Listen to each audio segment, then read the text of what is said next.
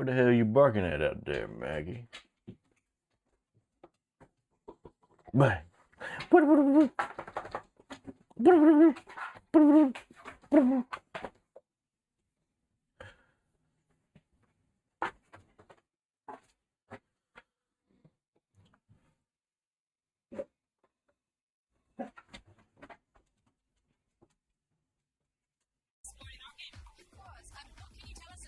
Damn, there's a big one.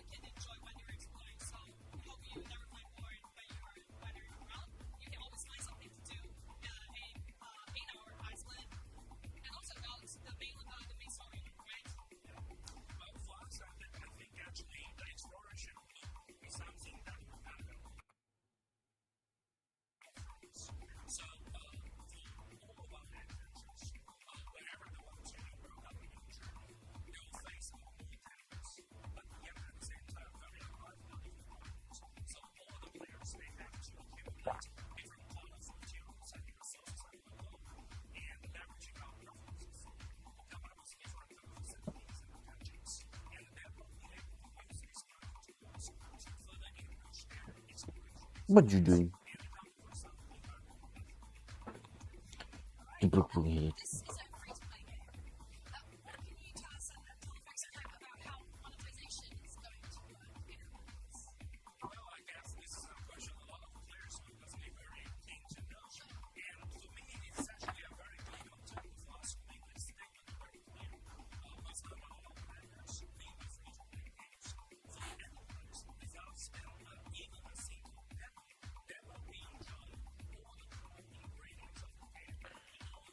All the core ingredients.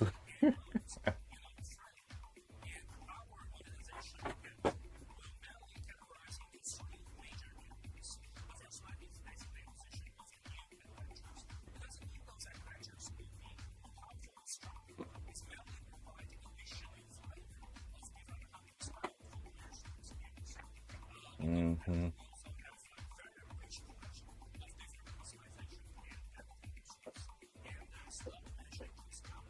The fuck?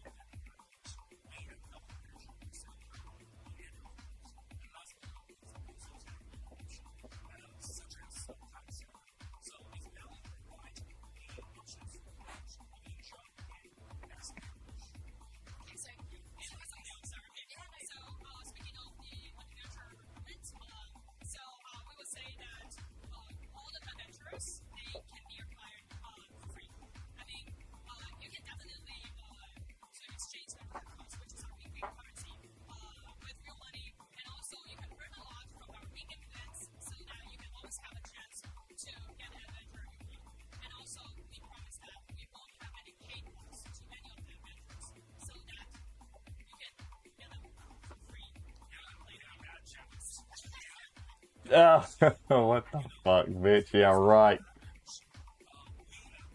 Bro, I don't understand. Well, it makes sense. It makes sense with the phone you've got on it, all right? And you've got that fucking controller attachment. But, brother, who's playing games on their phone? Games like this, bro. Like a full-fledged, like, game like this, there ain't no way I'm playing on my phone. What the fuck is going on? If I'm gonna play a game like this, I just play it on PC.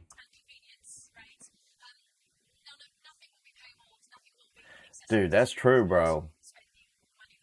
People in India love that shit.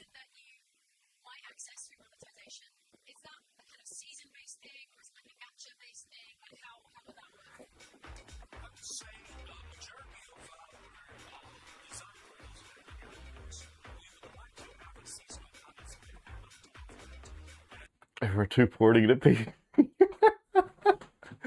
Well, you know, you gotta do what you gotta do, I guess.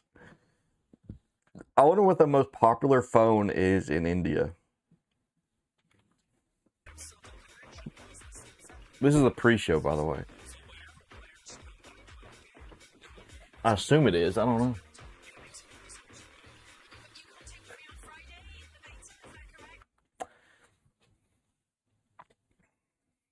Oh yeah, dude. Those phone companies are fucking kicking ass nowadays, bro. They're really good. But a USB-C cable. Flagship phones cost pennies over there. Hey there, Ryan. You ready for this Xbox Gamescom show? Oh, is it starting? Hardcore Crimson Desert players have already spent hundreds of hours exploring Pywell. Soon they'll have even more secrets to uncover. Here to tell me about the brand new Enhanced Edition is the Director of PR and Marketing at Pearl Abyss America, Will Powers. Welcome. Hey, Damon. How you doing? Oh, I'm doing great. How are you doing? I'm great. I love Gamescom. I was on the couch last year with Max. I'm on the couch here with you. You never know who you're going to get when you jump on the IGN couch. We talked Crimson Desert then, and it was before launch. Yep. Now we get to talk about all the things we've done since launch. Which is a lot. I mean, this has got to... You know what? I'm not really interested until I start talking about FABLE. Damn, bro. That's true. Can it get much better than what was announced last night? Dude, can't wait till the end of September now. Great internal conversation with us. It's like we're still just within 6 months of launch. Yeah. We've done around 17, 18, 19 major updates. How do we communicate that to not only the players that have been playing the whole time, but to new players? So that's how we arrived with Crimson Desert Enhanced. How we encapsulate everything here, repackage it, and we even put the game on sale for the first time here at Gamescom to incentivize more people to come in and become great mains. Yeah. So I know you're adding new cutscenes and story moments throughout the main quest line. Yep. That's so cool. As we said, players have already put hundreds of hours into the game. How do they access this new story content? Have they missed it? Can they still get into it from the post game?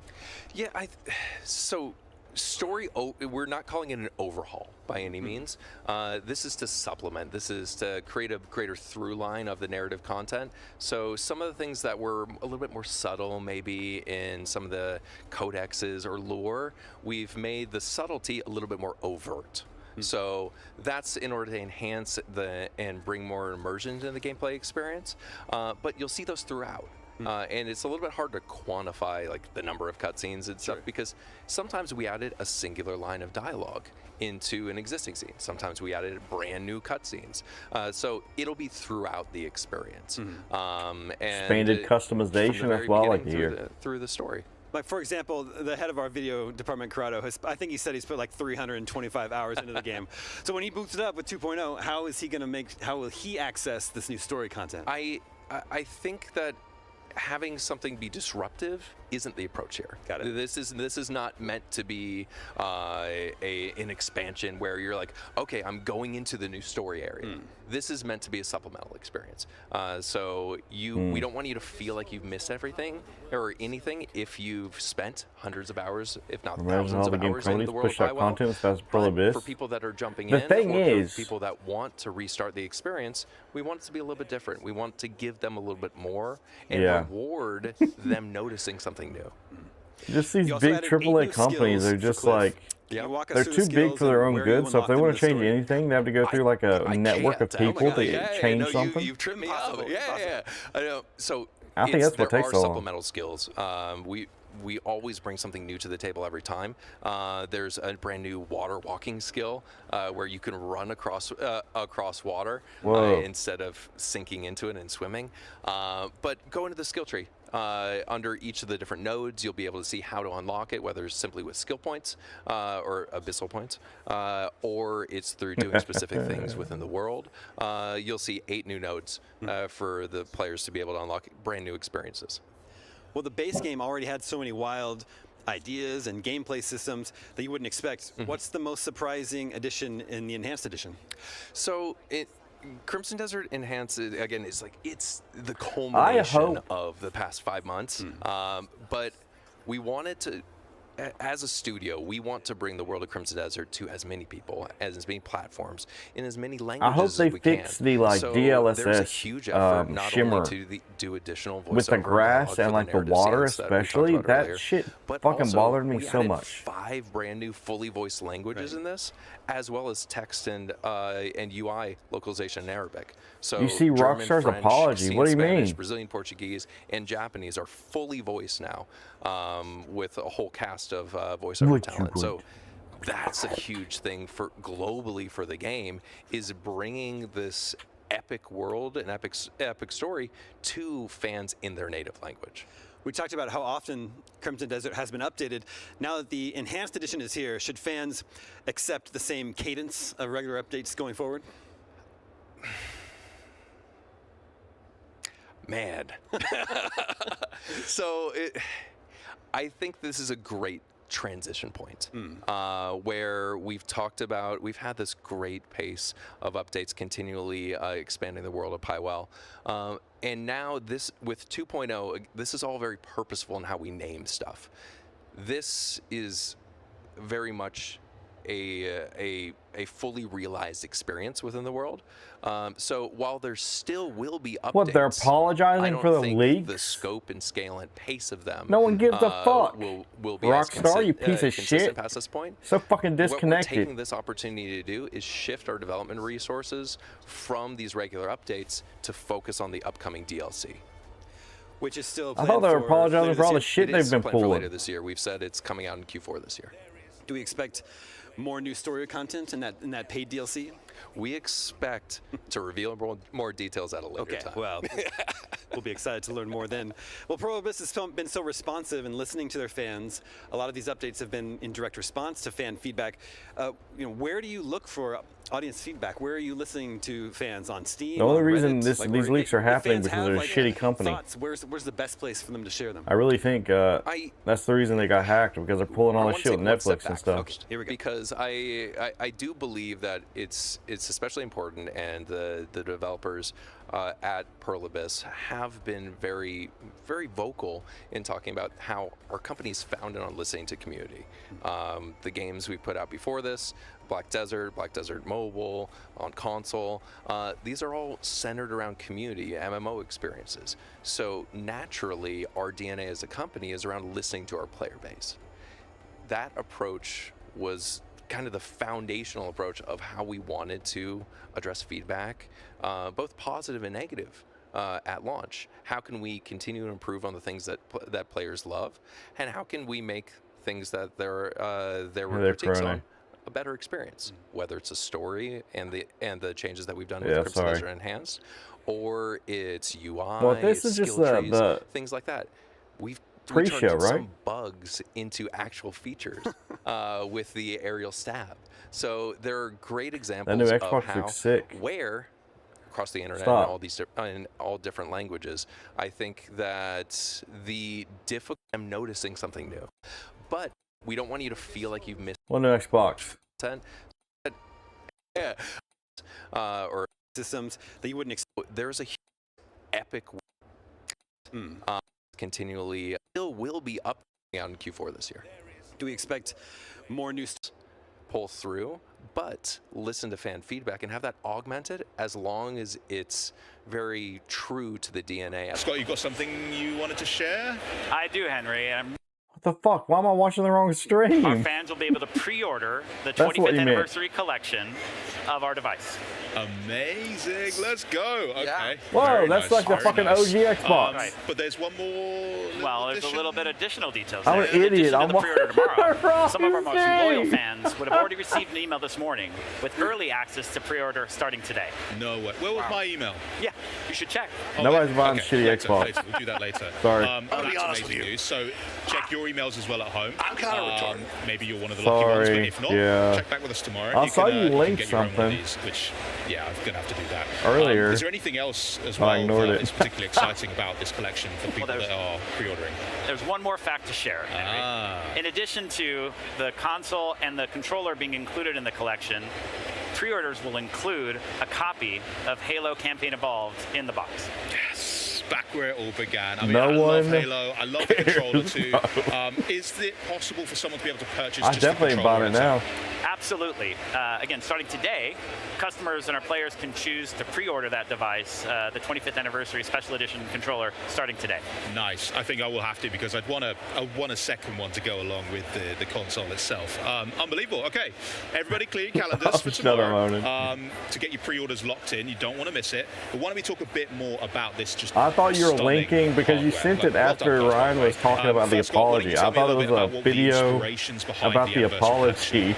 Well, there's a lot The that went into Rockstar apology. designing this box, and actually, I'll hand it over to Carl, the team who actually worked on it and built it. And then Ryan Thanks, said he Scott. sent it to me.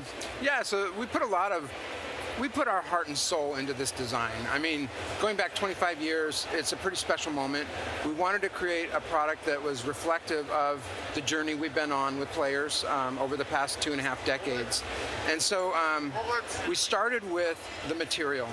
So love the you, Ronan. Xbox, the original Xbox limited edition console was in this exact same translucent green resin. Yeah, And so we we know. worked with the engineering team, we matched the resin, and we found a way to actually mold it on the console, the Series X25. And we've never done that before. No. So we're kind of, Cool. building new product muscle with this one. So it's an Hell, there's a exact Banshee there. match. It's an exact match. Wow. And so we're really proud of being able to do that. There's also a number of Easter eggs on this product. I'm not going to give any of them away. Come on. Fine. That's up for you at home to, once you get this, just explore. You'll find some really special things. But I will say for the people who are at Gamescom here, we have a special exploded view display of the Xbox Series X25.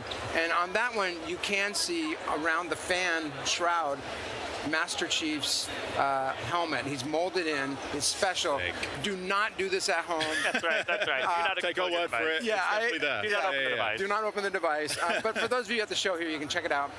We also did a few other things. And so you'll see on the front of the console, it has the branding, the Xbox 25. Yep. On the controller, we also have that. We also did something that we've what it never looks done like, don't it? before. So I'm going to turn this on. And you'll see that the Xbox button, we lit up the X shape in green. Nice. So this is a true homage to the original branding for the Xbox. And that's Yeah, just back something when that it was every good. time you turn on the console is going to remind you of where we've come from All began. and the journey we've been on together. Can I talk a little bit about the controller? Please do. Okay. I'm not going to stop you. Yeah, the team just went all out. So, we talked earlier about the controller S design. So good. How to make it more comfortable. Yeah. Well, that was a lot of inspiration there. So on the controller, you'll see the ABXY colors are the same red, blue, green, and yellow. It has the branding, the Xbox That is 25. true. They wanted to on be the back, I don't real, know if you real. can see that. We have the original Xbox Although- logo. That's nice. Yeah, so that's printed on the back. And then for those The- of you our who know, Xbox controller is still using The batteries. controller S actually had the ABXY, but it had the C and Z buttons. They were white and black. Black and white those buttons, bro. later in life on the Xbox 360 Bring it became back. the bumpers. So what did we do? We Oh. made the bumpers in that same black and That's white. cool. It's like pulling on my heartstrings. That Yeah. looks Bringing me stupid. back 25 years. It's awesome. Oh, it's so wonderful. Cool. So, so that's just some of the design details that we did. We actually did one more thing. Oh. Never before done. So this console, each one will be laser etched. I and hated the numbered. Duke controller though. Unique. Yes. Yeah. On the original That's Xbox, I got sick. rid of it Oh so my quick. goodness. I can imagine already. People are going to be looking who got the 25. That's right. Who got the 117. The 117. That's right. Yes. That's going to be a real chase for collectors. I love it. Love serialized. And you've absolutely nailed the design. As someone who's been playing from the OG Xbox, Dude, I know. I didn't have a translucent green one. I had the black one. So this is a nice chance for me to own something that's a piece of gaming history and also just looks I've got so I've got sick. the translucent green Congrats, controller. guys. Yeah. You've really, really done a great job. And if you are at Gamescom, definitely check out the exploded view. Super cool. I'm kind of intrigued if I could get one like That's that. and that's then my maybe main just put it controller I together use on my myself, Xbox. 'cause, I'm a bit of a tinkerer sometimes, but you know, yeah, I'll let you know. Well, it's been an absolute pleasure having you here, guys. Thank you so much for sharing all those details about the Xbox Series X 25 and, of course, the Xbox 25th anniversary controller as well. Yeah, how much is this fucking Get that reminder in your console? calendar so you don't miss the pre-order window. $2,000? But hey, maybe check if you're one of our most loyal gamers and you got that early access email as well. But coming up, the Crazy Taxi World Tour continues with a jaunt through Germany unlike any other. But then we swap the pickaxe for a sword with an all-new game demo for Minecraft Dungeons 2. But Minecraft Dungeons 2 isn't the only big game coming to Xbox. I'm interested to see more of Warlock. NBA 2K27, Call of Duty Modern Warfare 4, and Grand Theft Auto 6 all on the way. Xbox is truly the best place to play. But first, you're a raccoon leading a gang of trash pandas in all-out mischief and mayhem. Yeah, it's our first world premiere of the day. Enjoy. For an Xbox Willer A up? Yeah, exactly.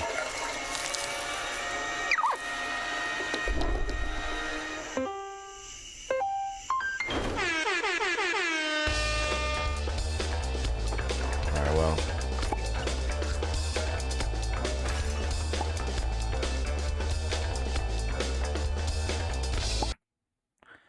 Well, it's another one of these friend slop games. This music is annoying. Yeah. These have gotten really popular, huh?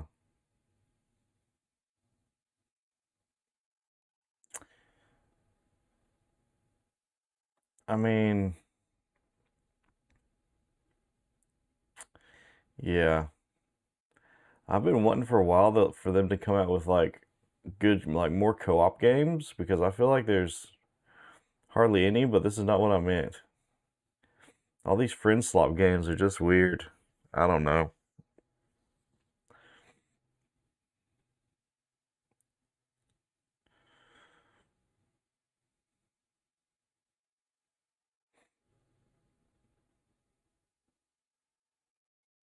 Playing as a fucking raccoon. I got enough of those around here. Dumpster game.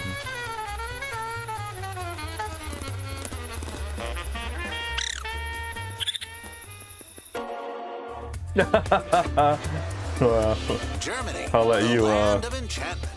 From I'll let the you guess moment which one. land, you'll be met with breathtaking views, fairy tale vistas, modern amenities, and cities full of historical charm.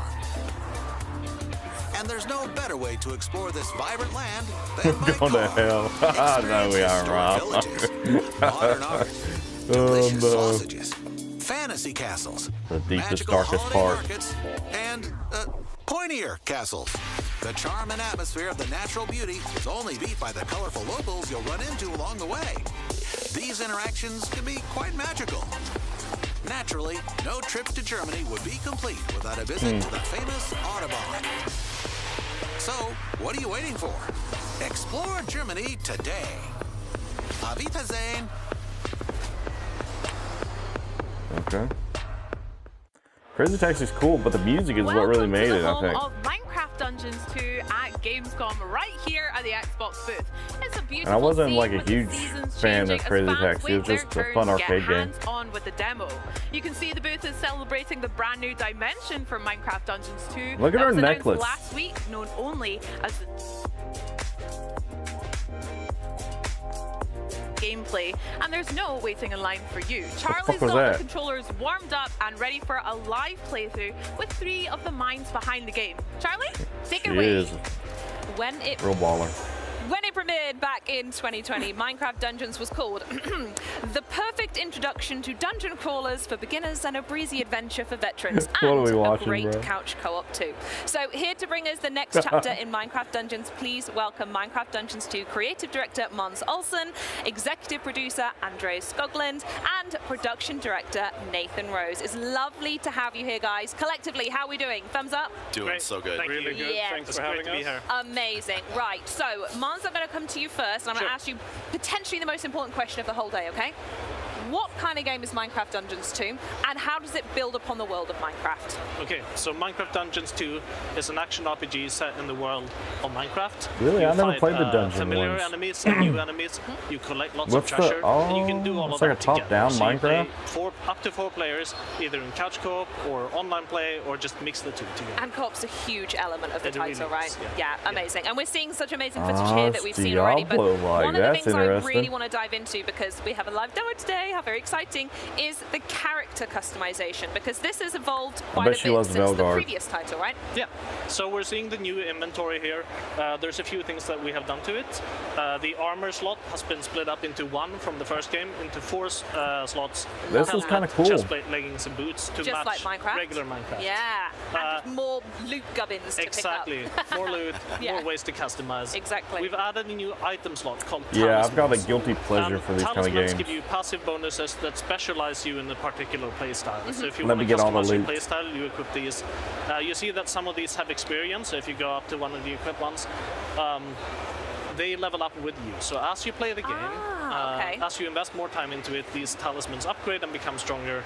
And for example, there is the Tasty Bone, Wish which like gives getting you choked and being a told that wolf the 19 companion minute that fights level. alongside. Good, he's back. I'm very happy. And you can switch these in That and gets out her to off match like your nothing playstyle, else. Yeah? Yeah. I know that's a huge emphasis for you guys. Is again, when you go in to choose a character, you choose the design of the character rather than a class type that you. Exactly. We have Yeah. this idea that you are what you wear. Oh, I love that, Mons. That's yeah. beautiful. So Nathan is going to go upgrade some of his loot at the blacksmith.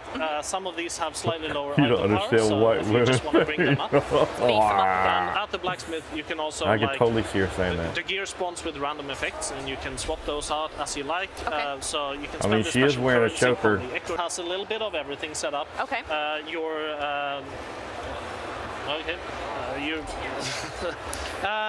So the melee weapon here is unique. It's a very powerful item that has Yeah, but I wonder additional, what's melee different boosts of between different this kinds. sequel than You the first have, game. A set of They're just different maps, I feats guess. that buff like companions, so things Okay. like the wolf. Yeah. Do you want to go They look at should some have just enchantments? kept adding on to the Yes, first yes, game. definitely. So talk us through the enchantments. If there's anyone who hasn't played the first one, how does that work in the world of Minecraft and Minecraft Dungeons? Right. So to further specialize your gear, you can put enchantments on it.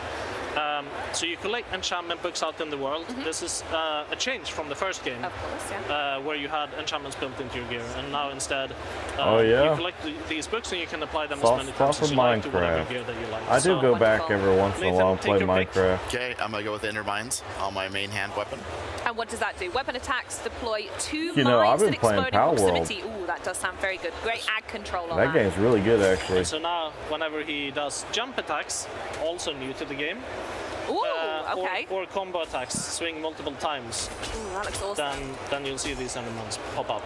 And as a personal favorite, I could also see on the bar at the bottom that the firework arrows are back, right? They are indeed. They are my favorite thing. So I played this game obsessively with my family. Probably It, what like, changes, it was yeah. the first game really that my daughter got into. With the couch co-op really came to us here. We even gave it a nickname. If you guys are interested in hearing a little, you know, Please. maybe well, you can rebrand it. We called it Minicraft Dungeons. It's Let me insane know if how it much, sucks in the office. No, it's I good, imagine it's it good, it's good, it's doesn't, good. but We'll yeah, adapt it. I loved it. And like, once you Should play we, Power head World, on to the world and if get we a can few make more my dreams players in? come true, All right, the let's main do it. question you'll have is So we're gonna Nintendo. travel to Why are you outpost doing in a the lot of forest this? area here, and then Like, your pals actually have, like, Beautiful. Okay, me. Here we go. more- I'm going to go for you. Lovely. and I'm your going to pals pick have a more character as well. reason to, like, be your, Beautiful. you Here we go. know, Very quickly, that around map was you, an like, if you interesting have thing. a Instead of pal going that's onto like a fire specific place, pal, the table, choosing if a you mission and spawn moving it over, next this to you, interconnected world is and you're brand like new, in right? a, Right. you know, winter biome, it'll keep you Yeah, warm. Andreas, actually, do you want to talk us through The any of the other new huge elements that are boss coming on? battles are crazy. Sure. So what we did is that we took the original Yeah, it's Dungeons pretty 1 wild. and we listened a lot to the community, what they loved about it, and we smacked a big old layer of freedom on top of it. Love that. So we want for Dungeons 2 that players have the freedom to play the game they want to. So Mons talked about, you know, you are what you wear. So depending on how you equip, you can play the game you want to. Oh, my loot's in the sea. I'll get that later. And also you Well, we'll have find the freedom to explore, because Okay. our world is a big interconnected world. So outside of the Actual fucking fortress logic line, behind you it. can do Exactly. other It's things in crazy how procedural good it is, generated man. Dungeons and whatnot. And each lastly, PAL has we also like want certain Dungeons abilities that it can do. You have the freedom to play it with your friends the way you want Yeah, to. So that's we crazy. put a lot of emphasis on building out our co-op feature set. Absolutely. I mean, you had Pretty such a huge crazy, community dude. that came along. I'm going to nick that TNT, by the way. From the first game, millions and If you have a- if you have a multi-millions PAL of people that's played. So like- what was it like to build upon that foundation when it came to the sequel? That's like Well, the a beautiful strength thing PAL, about like a working Geodude. on I the know it's sequel not is PAL, it's that Pokemon, you but can listen your into what your the like players love storage, about the original and use that as your a guiding backpack star space will when you build the increase game. because I guess So, you can carry more stuff because really, he's carrying it. we wanted to tap into all of those things. Is there one feature in particular that fans This game does look really, good, really man. sort I of mean, wanted the Mons most? mentioned I could see We, myself getting into this. Oh Jumping dear. is a big one. I've got you.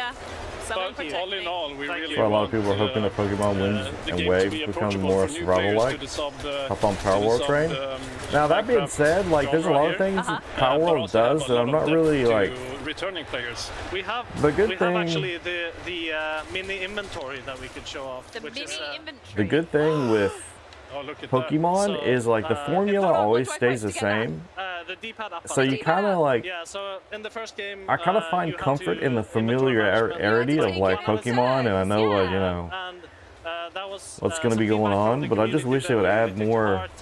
Now we have this mini things to it, I inventory, so guess, everyone and can touch the gear at the same time. yeah. Oh, yeah, Especially we after had playing rock, Power paper, World. scissors in our house as to who got to go first to look through the loot after a fight. That's incredible. I love that. That's really good. Yeah, we also have this Last guiding line Pokemon if game you're I really lost in the played that I world, got you just into press was Love that. Sword and the button here. Shield. Pretty Nowhere to accessible. go.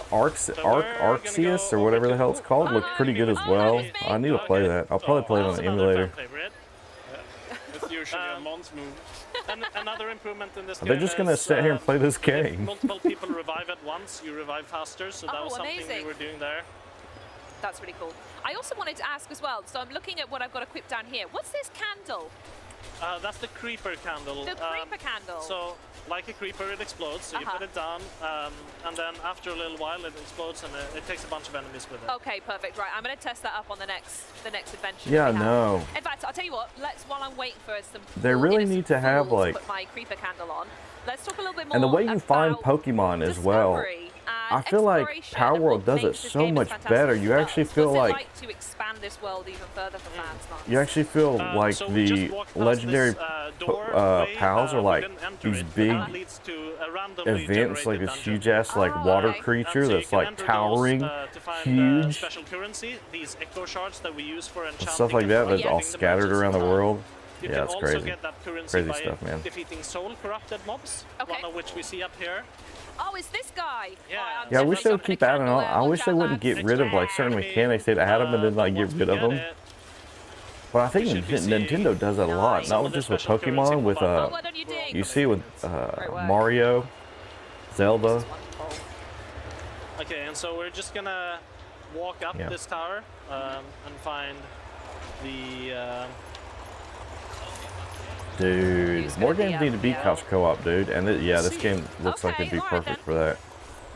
Nathan, I wanted to ask you about the evolved co-op experience as well. We've spoke about it a little bit, and obviously we can see it on display here, but we mentioned it at the top. Co-op is such an integral experience to Minecraft Dungeons 2. Can you speak a little bit more about what that's like to bring it together and what it means for the title? Yeah, absolutely. A big change that was made between Dungeons and Dungeons 2 around couch co-op is the ability to join a online multiplayer game within a couch co-op group. So say if you're at home okay. playing with your family and you have an open spot for Someone another just player, fell the you fuck can down. matchmake and grab another player from the internet to join your couch co-op. Oh, wonderful. It was oh, a that's big brilliant. change that was really necessary and something that our fans have been asking for. Yeah, I can imagine. More couch co-op, please. Kill all them Please, idiots. I want to bother my future child without Right. going Oh, outside. this looks like what? Oh, the weather's not good either. It's true, man. Come on. Couch co-op is such a vibe. Oh, dear. Well, I think we have one of those infamous demo bugs here, but Oh, no. it's supposed to be a big boss fight. And you've robbed me from it. That's fine. I will Yeah. have to wait and see it when it comes out. Nathan, do you want to take us to the forest and we can play some of the forest there? Yes. Oh, yeah, absolutely. So, yeah, let's talk a little bit about how we're going to get to the forest, the map, the world, how it all connects together while we're setting that up, please, Mons. This Right. stunning, by the way. Yeah, so we have this lovely map. There is things to do all over it. As you can see, there's like little indicators of side quests. Microsoft In jank fact, actually, I boss think I've just spawned been in the told premiere that we demo. can't see it here. I'm like, I wish they would stop just playing the game. Like, what are we doing? Like, what's going on here, Rose? Let's just gonna fucking play the game.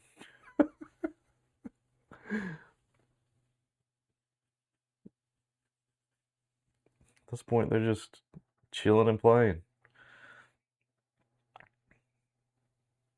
Yeah, because they have Minecraft, they have Minecraft Dungeons, and then they have that Minecraft Story mode, or whatever the fuck that is, as well. Yeah, stories.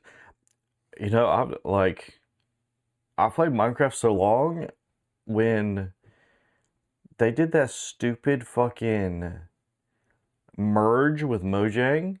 Like, you remember when, like, you played Minecraft Java, you had, like, your own account, but then they merged. And then you had to, like, make a new account or, like, merge your old account with, like, a new Mojang account or something. I did that. And I can't remember my password or anything. I don't know, like, it's fucked me up when I did that. So anytime I want to play Minecraft now, I can't even remember my passwords or anything. Yeah. The bitches.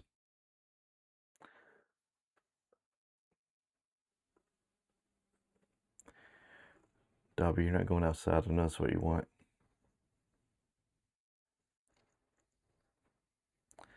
They pop out new games under the IP. All the Minecraft kids are adults now. They have their own kids. Yeah.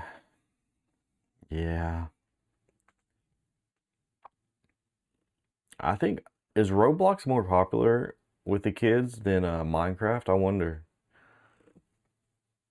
Look at this cat. You're not going anywhere. You're not going anywhere. Roblox is huge, yeah. Huge for kids and pedos. This was absolutely fantastic. Good luck with the rest of Gamescom as well. And yeah, thanks again for walking us through this demo experience. But coming up, it's the day that changed everything. No, the Roblox most important event karaoke, in I see. all of Dear Gears God. of War lore, and we're not Who's just that dude talking chilling about back the there, bro? long-awaited reunion of Marcus and Dom. We've got the He's latest sliding on on the by. campaign and what Gears fans should look out for when Gears of War E-Day drops later this year. But first, let's keep the party going with another world premiere. Thank God. Hades? Know you what it is to What is it? behold the world's ending?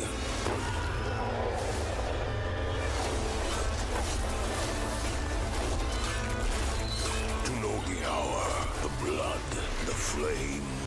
Did you? Honan, was it that bad? Oh my God. Yeah, I saw you playing the beta. Odin is waiting in Asgard. It's dog shit. No. Shall be my final wager. Well, what's bad about it? I gotta know now. I mean, other than it just being Call of Duty. Twist fate with the throw of your dice. You are the last vanguard against Ragnarok. The defenders of... Huh? Oh, it's hard to do it alone. Then rise in Valhalla. Small amounts non-stop UAV spam and no ghost ninja perks together. Couldn't even use ghost perks in the beta. Together. You were non-stop spotted. Oh no! Are UAVs still like kill streak? You have to unlock them with kill streaks, or can you just like have them as like a perk now? Probably maps with people just sit in the lane. Dear God, man. I think that's a big problem with with games nowadays. The maps seem to be like not very good a lot of times, and the maps can like make or break a game. 25 years of gaming, which is apt as we've got 25 games on the show floor here and more than 40 games in this show for all of you at home to enjoy. We've got hands-on gameplay and looks at some of the most iconic franchises in entertainment. And here with me today is Xbox's expert on the next generation of new tech. Now, I think I prefer him by his other title, Master of Beards, none other than Jason Ronald himself. Welcome, Jason. How are you? I'm great, and I'm so excited to be here at Gamescom. Thank you so much for having me. No, of course. You've been to quite a few now. Is this number 10, right, for you? Yeah, you know, I love coming to Europe, and, you know, not only is it Europe, but Germany is so important to everything that we do. And so, it's, as you said, it's a really exciting year here for Gamescom, and we have so much going on. Kill streak by one, so it's only 2. Opening night live, we so everyone's getting fucking UAVs. Gears of War, which at that point, they should just play in October. You know, we announced our partnership with CD Projekt Red to bring The Witcher 3 to Battle.net. But ultimately, for me, the thing Witcher that 3 makes is coming to Gamescom so Battle.net. special is just the fans and the community. You know, this is what has made They Xbox must have special. said that and just to like be here in yesterday, Germany but like to it celebrate with flew the over me community because I was too and all of hyped. these great creators, it's just such a great time to be at Xbox. You're so right. We've got a lot to celebrate tonight at FanFest as well. Looking forward to that. Are they partnering Exactly. with You know, Blizzard? FanFest is one of my favorite things to do. It started here in Cologne, and it's just going to be great to spend time with the fans tonight. They'd be hated, but that beard doesn't fit the Now, face. speaking of the fans It and is also weird, the ain't it? community, there's a lot of players that take obviously great feel pride like- in their gaming collection, especially here in Europe. We know that Xbox players have stacks of physical games. I like to organize mine alphabetically and have a couple of collector's edition Doom Slayer and Master Chief looking down, guarding all my precious loot. But She ain't got none there of has that. been a lot of conversation lately around ownership and also rights to the games that you buy. So Jason, what do you make of it all? Yeah, very similar to you. Like, I have a large physical collection. I have my own collector statues. Heck yeah. So today we're announcing we're bringing a new feature And why is it just to bring like- all of the benefits and the flexibility Damn, of digital why isn't there to nothing players on who the have side? physical games. Because players have built their libraries of games with Xbox over the last 25 years. Many players want to God, be they able tried to to bring get me to those buy forward, Witcher. and that's really Lol. about our commitment to game preservation. I mean, that sounds great. I really love the idea of your libraries moving forward with us, but can you maybe walk me through it a little bit? So again, I've got a physical game copy on my shelf at home. What do I actually do with it? Yeah, it's really, really simple. So most Xbox One and Xbox Series X titles support this. So all you have to do is just put the disc into your console. You'll be prompted to redeem a digital license, and that digital license will be tied to your account. And so now you get all of the benefits of digital. So you don't have to put the disc into your console to play the game. If the game supports Xbox Play Anywhere, you can easily play it across multiple screens. And you can even do things like cloud streaming, which you never were able to do previously from a physical disc. Wow, I mean, that sounds sick and also really straightforward. You mentioned just then about supported That's exactly titles. what I was thinking What do you of. mean by that? Yeah, It's so like we're the launching fact with that support for that's thousands like of games. a feature. And we'll add more It's over like- time. And this is part of why we're launching it with the Come on, Xbox Insider, PlayStation. so that we can start collecting feedback.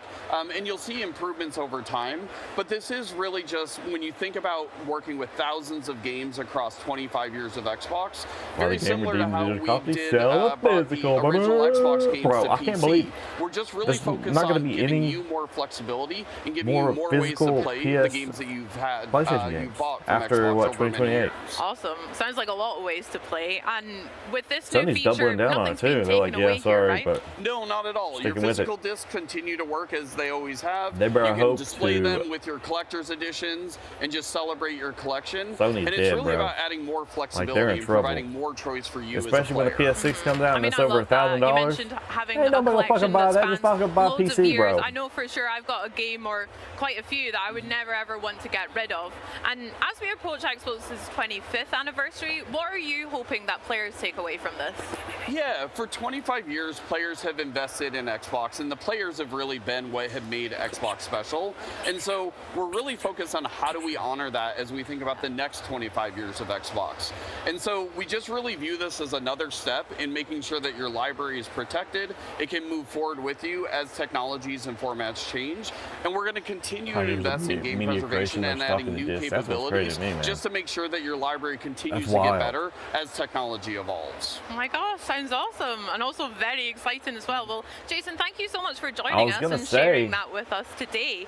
And for Xbox Insider, I was gonna say, like, what are they gonna do about their Sony like 4K Blu-ray players? They're gonna get rid of the discs for those as well. But then I started to realize when you buy a 4K Blu-ray now, it does come with a digital code as well. the coalition. But first it's time to sharpen your sword and brush up on your knowledge of ancient China. Where Winds Meet, an open world action RPG, is sporting a new expansion, sure to delight fans everywhere, so take a look. The black gold is in there. I couldn't get into it. I thought I'd be more into this game than I was, but I couldn't get into it. Yeah, it's just, I don't know, man. Something about it I couldn't get into. Your wife like it a lot? I'll have to try it again, I don't know. At last, I've got you. It seems those fools let you slip away. Stuck in a boss glitch and she can't leave without someone helping her kill. Oh, that's fucked up. That's fucked. Last time you had a drunk. And you refused to? This time. You're like, nah, nah, sorry. Last time, you ambushed us. We were outnumbered. Today, we set the trap. Do you have to level up though and Knowing that the everything to like even get to that wanted boss the black fight? gold. How could I not be ready? Yeah, she's like level Ever 30. since that day, Funny. my only goal has been to find you. And to kill you myself! Whoa! After all this time, you've still learned nothing. Serving yourself up like this. Threw me off for a minute. What a tragic waste of poor Han's sacrifice. Copy of myself.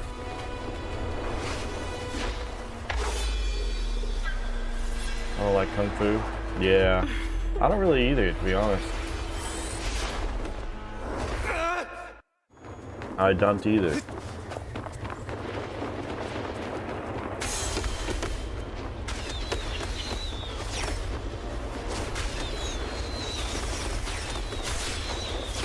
Dude, Onimusha, the new Onimusha game is coming out soon as well, bro. Fucking kill me, man.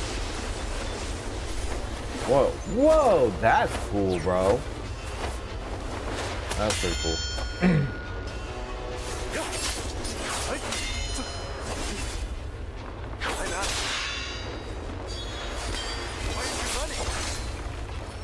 You know, Ryan, I thought I'd be more into this game than I was. I tried it. I couldn't really get into it.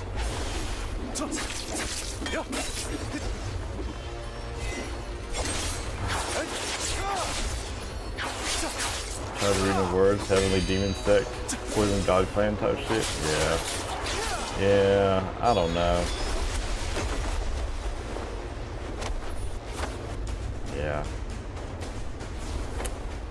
Not a big old fan. This stuff is cool though. I like this stuff. Give me some spells.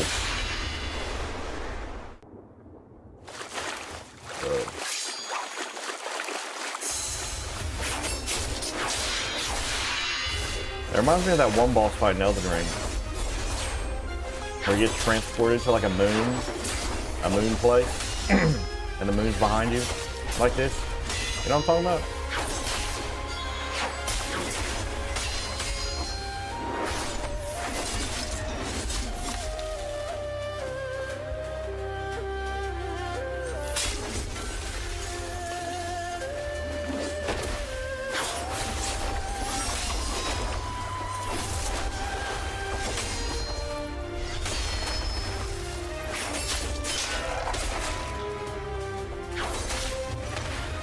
It's funny that an Asian, I like Western fantasy so much more than Eastern games. Lol.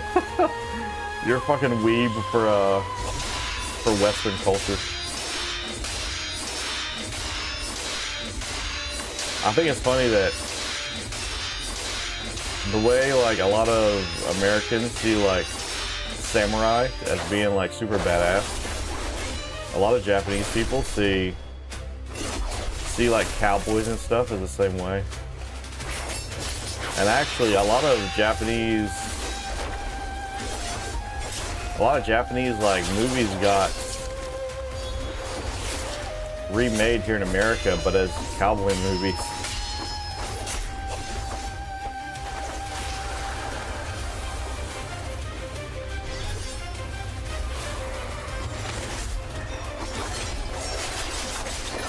Yeah, spaghetti western, so good. Weebception.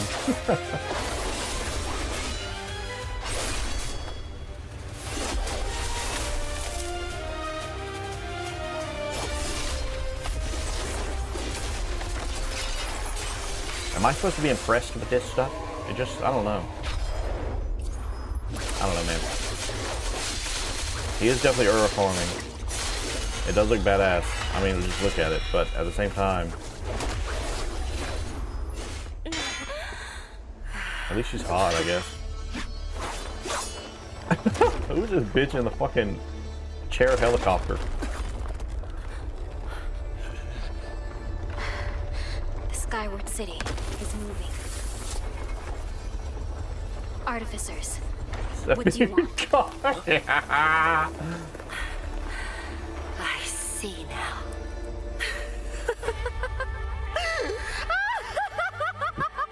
That old rat played me. Used me as a pawn. You won't get away!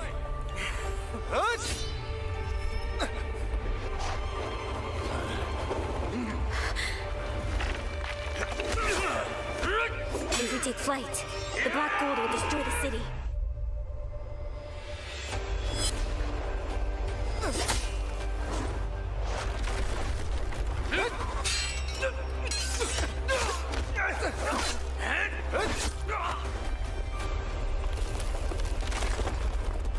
This bitch got a helicopter. Why are y'all worried about it falling? Why don't he hop on the helicopter and get the fuck out of there?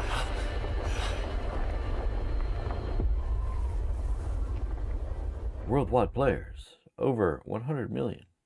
You know when they have to like mention how many players are playing their game? It's probably not that many. Gears of War fans have been eagerly anticipating Gears of War E-Day since it was announced in 2024. That's what Starfield and here did. To chat a little bit about everything That's they've what got going Fallout on at 76 Gamescom did. this week from the Coalition. Please welcome Studio Creative Director Matt Cersei and Studio Art Director Arian Hanbeck. Guys, welcome. Thanks for coming and joining us. Thank you. Our pleasure. Right. Now, you obviously had That's opening night Professor live X. last night, had an incredible story trailer. Too Can many you tell us streams a going little on bit right now, about that? fucking overloaded. Yeah, How many streams you got story up? trailer, obviously, when we craft trailers, it's a bit of a love letter to the game, 80 to the million, fans. exactly.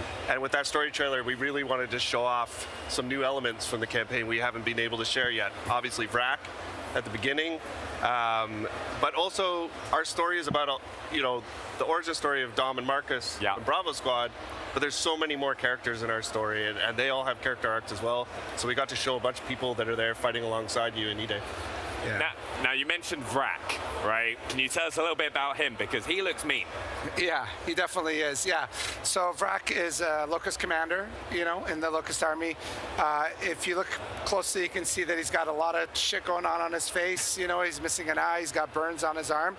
So all that happened during the Lambent Wars. So he's seasoned. He has kind of a private army that follows him around called the Scorched The story Legion. might be cool, So, man, but they're, I wasn't feeling the multiplayer, I'll be honest. There's lots of really dark, kind of nasty stuff that they do to themselves and to the citizens of Sarah. And I think overall, Vrak just represents, he's like the personification of the brutality and the actions that they do. They just want to kill everything they see, including the squad.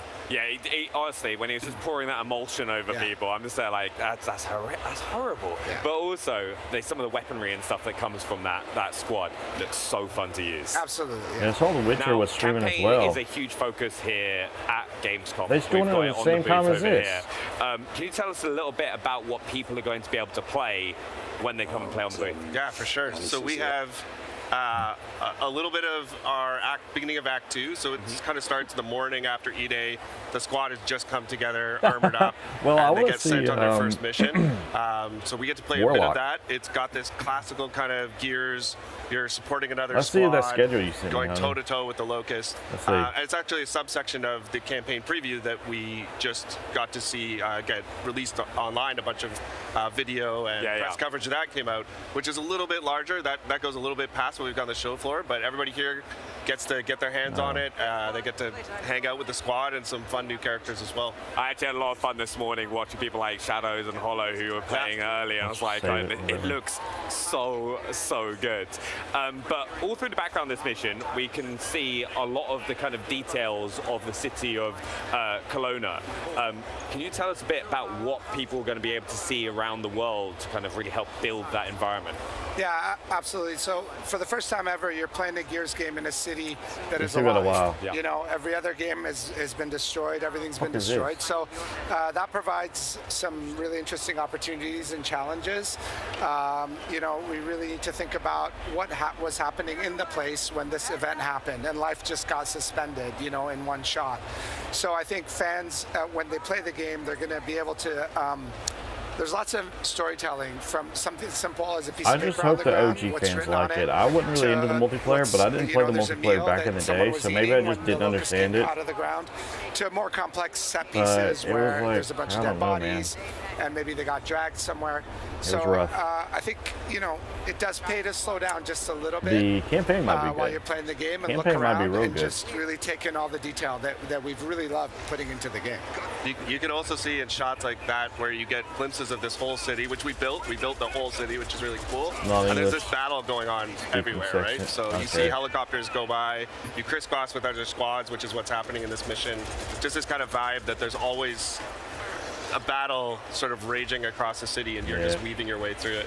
Yeah. I think also one of the things we do have to touch on, and you'll see this throughout the gameplay you're watching, it's like the destructible environment. It looks incredible. Yeah, thing for is- sure. I mean, Gears has always had destructible cover in it. Bro.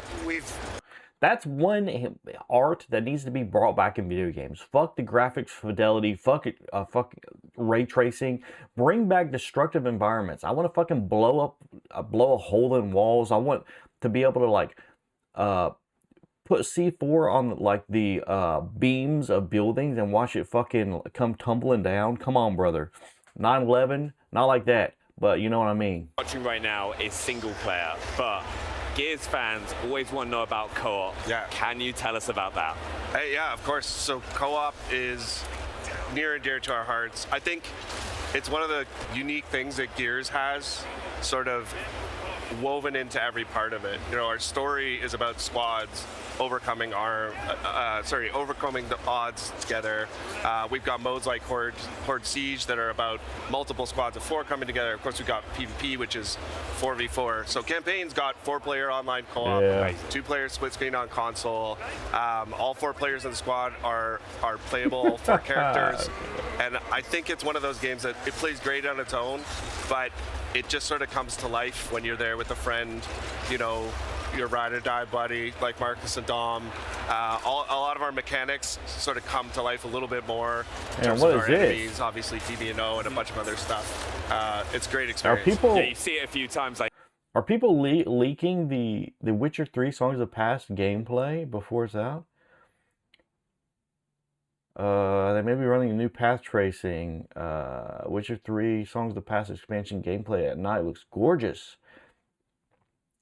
Path tracing lighting in these gameplay segments. No way to confirm that, but exceptionally tricky thing to pull off, and I bet it's the trickiest part of every game that tries to they're already showing illustrate this. values through contrast, is how to blend like one extreme into the other extreme, but with clever framing, composition, and distancing and then My physical media.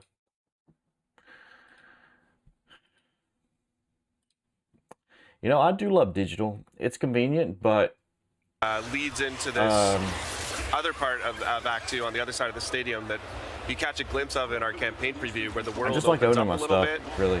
We give you access to. And there's nothing like holding it physically in your hands, being able to look on the back of the box, open up the game, and see that there's nothing in there because they got rid of the manual, they got rid of fucking everything. The game ain't even on the disc anymore. I knew this shit was gonna happen. I don't understand like why people were so fucking butthurt when Sony was like, "Hey, we're not doing physical media anymore." I mean, I understand why they're butthurt, but brother, where were y'all fucking 10 years ago when they started getting rid of manuals in games, when they started not even putting the games on the disc, when some games you open it up, there's not even a disc, there's just a code. Like, I saw this fucking coming, brothers. Like, what?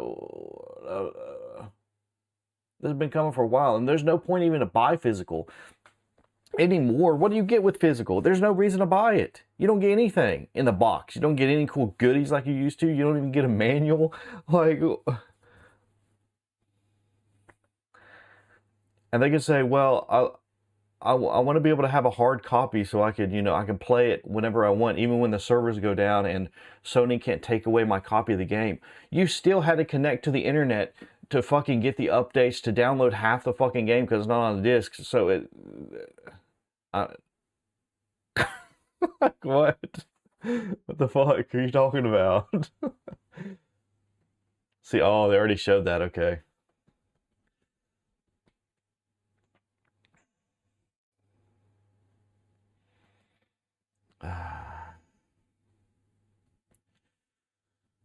I read mainly digital, but I love book series. I'll try. Yeah, I'll try to buy a pretty hardcover. That's how I do it too. Like, I'll read it on digital, and like if I'm like halfway through the book or something and I'm really liking it, I'll be like, yeah, dude, this is worth buying. Getting a pretty hardback, a nice, oh yeah, nice fucking hardback book. Oh yeah, baby, oh yeah. Boomer, and he is way bigger than people maybe used to. Yeah, he's massive. There's actually a Boomer on the show floor here that people are taking pictures with, and he's standing next to him. It doesn't even matter if you have physical for consoles anymore, because you still don't own the game. You still have to connect to their servers and download the game online. This idea where we wanted to take the things people remember and amplify them a little bit. That's why I'm so confused with the outrage. And then it also introduces fun ways for him to enter the battlefield. There you can see he breaks through this. The only outrage that's really like holds any water to me is like the used game market. You can't like take it and trade it in or like give it to your friends if they want to play it. That's really the only shitty thing about it. Exactly. Yeah. No, I've got to say his weapon as well, because we all know the boom shot. Yeah. Right. This is like even bigger. It's a bigger boom shot. Yeah. Like the Locust. When we were going back and looking at revisiting old weapons, we always wanted to see if there was something else we could do. So, we've got like the prototype Lancer, we've got the heavy boom shot, means you're really committing to carrying a rocket launcher around instead of just something in your back. It's also opened up opportunities for us to add new weapons like the gut puncher, the cog. That's why I really like GOG a lot. DRM free, and they actually let you save a local copy of the game that doesn't need to be connected to any kind of service. Nice Martian hard covers came out. I pre-ordered that hard cover. Ooh, Project Hail Mary, nice. That clip of that guy making physical copies of his Steam. I did, yeah. Sounds highly illegal. Why would it be illegal? You own the game, so you should be able to make physical hard copies of the things you own. Although, then you could... Well, I don't know how they would work.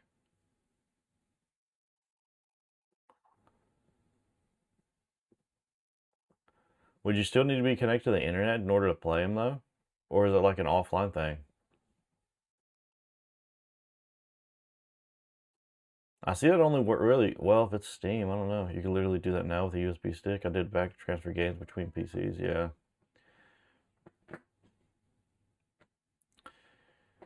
Which most of my, yeah. And I think players have a lot more trust in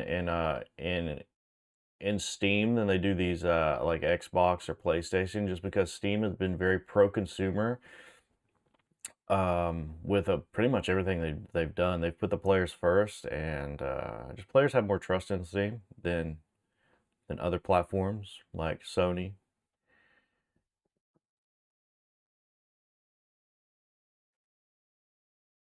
So the thing is, SSDs die in like 10 years. Yeah, well. Yeah, well. I need to get a micro USB, a micro SD card. I keep forgetting. I think this is one of the a great Gears story. It's all the classic vibes, and some great new characters and some really emotional Gears moments tied in with all the brutality. I think people are going to love it. Yeah, honestly, thank you both for coming and joining us. I really, really appreciate that. Thank you. And now, we are going to head over to Henry for more on Gears of War E-Day. The Gears of War E-Day experience that people have access to here on the Xbox booth.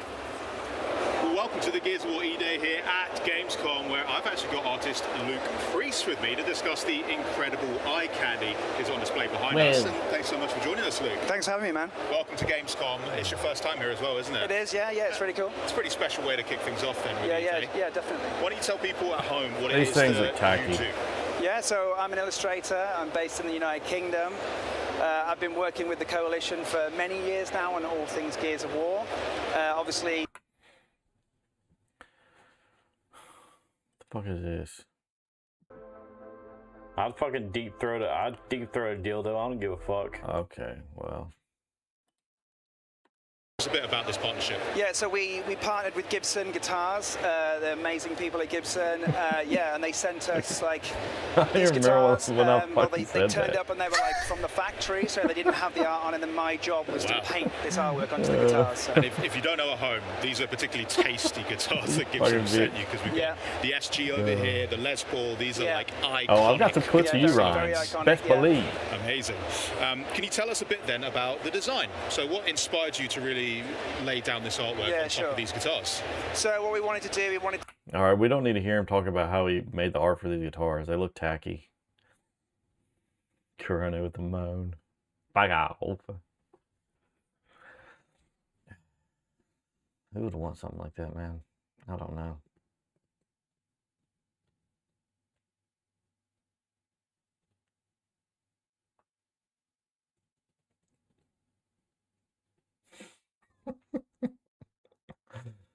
Oh, bitches.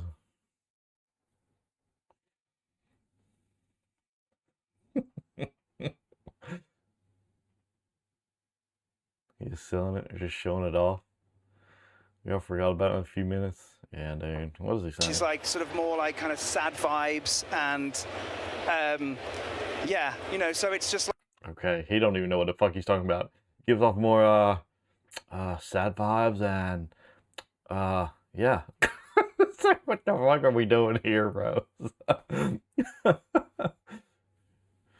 Everything is a vibe. I know. Everything's a vibe nowadays. Almost too, yeah. You did not fucking say that, bitch. You did not fucking say that.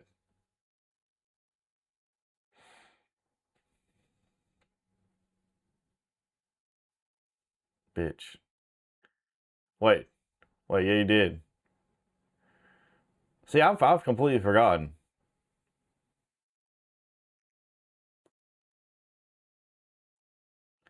That's a good would you rather question though. I need to remember that. I ain't fucking playing that clip, bitch.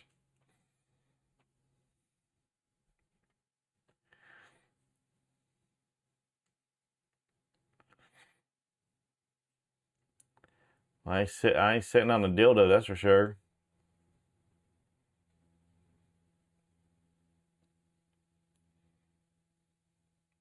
How big is the dildo? Corona is considering it. Corona, I remember I asked you how much money would it take for you to suck a dick, and you said a couple $100. Brother, I have some bad news. I think you might like dick. I think you might like dick. That was so funny to me, bro. I was fucking flabbergasted by a couple $100. God damn, brother. I'm not gay, but 50 is 50. That's true, dude. Thank you, Luke. I hope you have a great Gamescom. But there's quite a lot going on here, so we're gonna... Let's sit on that. No penetration. Nah, bro. It has to go deep in. The booth over here that we've got, this entire segment, you can see loads of people queuing up right now to go and actually play Gears of War E-Day. So E-Day has officially landed here in Cologne. This is particularly cool. We've got a custom PC built in partnership with NVIDIA GeForce RTX. We've got the nice COG logo there on the cooler. That looks pretty cool. I like the red and black. So if you're in town, come and I wouldn't want a game-branded PC, like a fucking... Benny was not kidding when he said the boomers are huge, but besides the boomers, we've got a couple of other buddies that we want to be talking to, because joining me in front of this incredible statue and one of the many photo ops that we have on the Xbox booth is Senior Product Manager at the Coalition, Noah Benish, and GeForce. How long have they been standing there waiting for him? To chat with us about Gears on PC. So, hello guys. How's it going, Andy? Gamescom. Is this your first Gamescom, or are you veterans at this point? Second Gamescom for me. Second? For me, no, probably third or fourth, maybe. Yeah. Okay. Maybe more. Who's the guy you brought with us as well? Is he going to say anything? He can say something. You're kidding. He can say something. Would you like him to? We could do that, yeah, definitely. Yeah? Okay, yeah. We'll get to that in a Okay. sec. Now, we should talk... Like a glizzy down the hallway. How did that even become a thing, bro? It's really awesome. That is. Look at the guy back there. Yeah, I was going to say, I don't think it'll fit. I don't think it'll fit in your carry-on. We'll make it work. But yeah, tell me a little bit then about Gears on PC, because everyone here is checking out the game. Absolutely. We have Xbox players who are really excited. It's another console exclusive, but on PC, we've got some pretty cool features to talk about. So, what exactly have you been working on that is exciting for PC players? Well, Henry, I think broadly the most important thing to know is that Gears of War E-Day is a game that is for PC players, built by PC players. So for us at the Coalition, at a bare minimum, that means supporting all the features you'd expect from a title like this, such as 32:9 and 21:9 ultra-wide support, including 21:9 cinematics in the campaign, extensive mouse and keyboard rebinding options, variable refresh rate, uncapped frames, and so much more that's hard to list off and mention here. Yeah. But beyond those sort of baseline features, we wanted to take the experience a little bit further for our PC players with advanced graphics technologies. And that's why last night we were so excited to announce that in partnership with NVIDIA, we've integrated deeply mega geometry into our game. Mega geometry, okay. Yes. So I'm going to need you to run through what exactly we're talking about with that. Yeah, RTX Mega Geometry. I am super excited about RTX Mega Geometry. So Gears of War E-Day supports nanite, so you'll get really detailed like environments, objects. You know what, bro? I love this technical shit.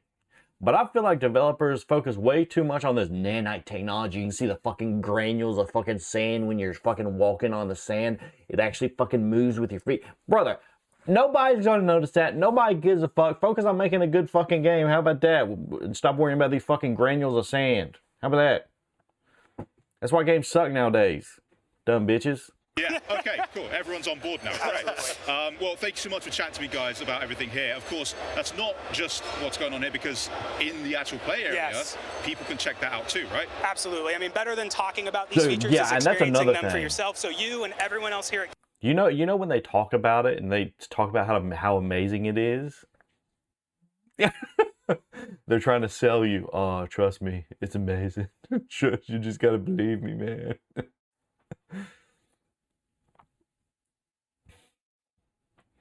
Yeah, bro. I'm probably going to head in there shortly after this. We can hook up with the line. It's a bit of a big queue, though. Yeah, but I might go in. I know a guy. Yeah. Oh, thanks. Nice. All right. Well, for a deeper look at that technology that is powering E-Day on PC, why don't you check out this exclusive behind-the-scenes ViDoc from the Coalition and NVIDIA. Check it out. Oh my god, that's true. You can't say black magic. You gotta say African-American black magic. Gears of War E-Day is the next game in the Gears of War franchise. It's the story of Emergence Day. It's going back to the beginning, when the Locusts first come out of the ground and start attacking. It is also a game that has been built from the ground up on Unreal Engine 5 with all new art and all new systems to push visual fidelity to a level we've never achieved before. Gears of War is probably best known as an Xbox franchise, but the PC has always been a very important platform that we're using to bring the most we possibly can to the game. The PC community is incredibly important to us. I, myself, am a PC gamer. I've been making PC games for my entire career, and we've built this game with a PC mindset. We're trying to push a lot of technology, high detail geometry, heavily using nanite and lumen. We're going to be one of the first titles to use megalights. Gears of War supports hardware, ray trace, lighting, shadows, and reflections. This shows up in so many different ways. A great example is our pay and save. This is an environment that has TVs that have dynamic lighting coming off them and bouncing. I love dynamic lighting. It can really set the vibe for like certain areas, but watching them run through the level, you have this little glowing creature casting dynamic shadows all over the world, casting cool, man, real-time but global illumination. But don't watch them too long; they'll blow up on you. It's really noticeable on the muzzle flashes on our guns as you get this burst of flashing light and all the shadows that get cast off it. Yeah. I like to say, fuck, game fucking sucks, don't buy it. You know, it would, like, people would definitely buy it then. Just told had a breast milk stolen here. Oh, real-time reflections is something that's very cool for us. We have some really cool elements in the game that are nice and shiny. As you shoot glass, that's true, dude. There's nothing like playing real-time playing games on the reflections sofa, and translucency. laying All back, of that is brother. dynamic in real time, So good. which of course you wouldn't have with traditional baked lighting techniques. All in all, ray trace lighting brings the dark, gritty vibe that we want to life in the game and really adds a level of realism and cohesiveness that's never been possible for us before. And on our ultra spec or our ludicrous spec PC settings, we push ray tracing even about farther. granules of sand again. With I know, here we ray go. trace samples, more rays, but also RTX mega geometry. We're going to be the first Unreal Engine title to show RTX mega geometry in our game. What is even this is this? really exciting because we're a very nanite-heavy title. Another but there's always been a stupid bit of a term. discrepancy between what's available for us to happen at raster and what's available for us to happen when we're ray tracing. Mega geometry allows us to use the same level of detail that we're using for nanite as our ray tracing basis. It pushes the visual ray tracing to a higher level than we can achieve with Unreal Engine's technologies out of the box. You see some of the examples of foliage or shadow detail that is just crisper. And all I'm hearing when they're talking about this is, hey, we got all this technology. The game's probably gonna run like shit now.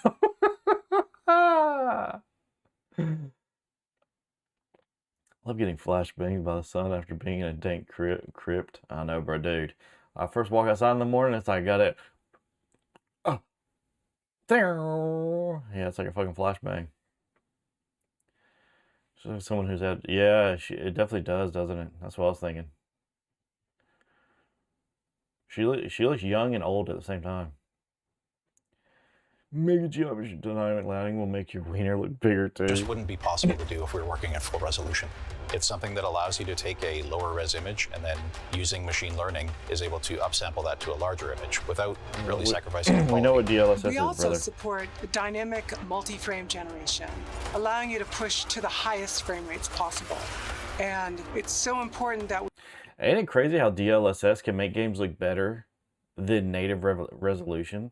Like some games you can see it's a little bit like makes it a little blurry, but other games, dude, DLSS, like, even though I get fine frames like in native resolution, I'll still fucking put on DLSS most of the time just because I feel like you should always have DLSS on.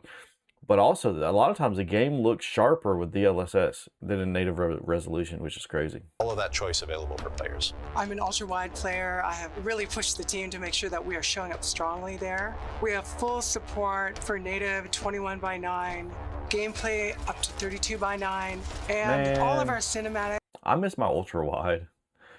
I loved that thing, but it was just shitty to stream on. And some games didn't support ultra wide. Mega geometry. So we reached the smallest unit of measurement with nanite. So now we got to go to the other spectrum with mega. And push what is possible. It's always and fucking the with extremes, NVIDIA isn't it? Share the same philosophy with us. We've been able to bring features like ray trace lighting, RTX mega geometry, DLSS, reflex. For players, this means delivering an experience that feels like they're playing a movie with the real-time performance that you expect. What GPU you have now? October 6th. It's coming to you. 3080 Ti Founders Edition. Nice, dude.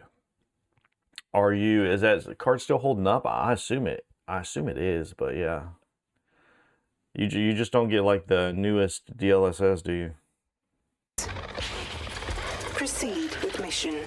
Aliens Death Storm. What the fuck is that? That's going great. Yeah, that's good. Probably gotta repaste it soon. I do some maintenance, bro. That'll fucking last you a while. I just bought like this 5070 5 months ago. 5 or 6 months ago.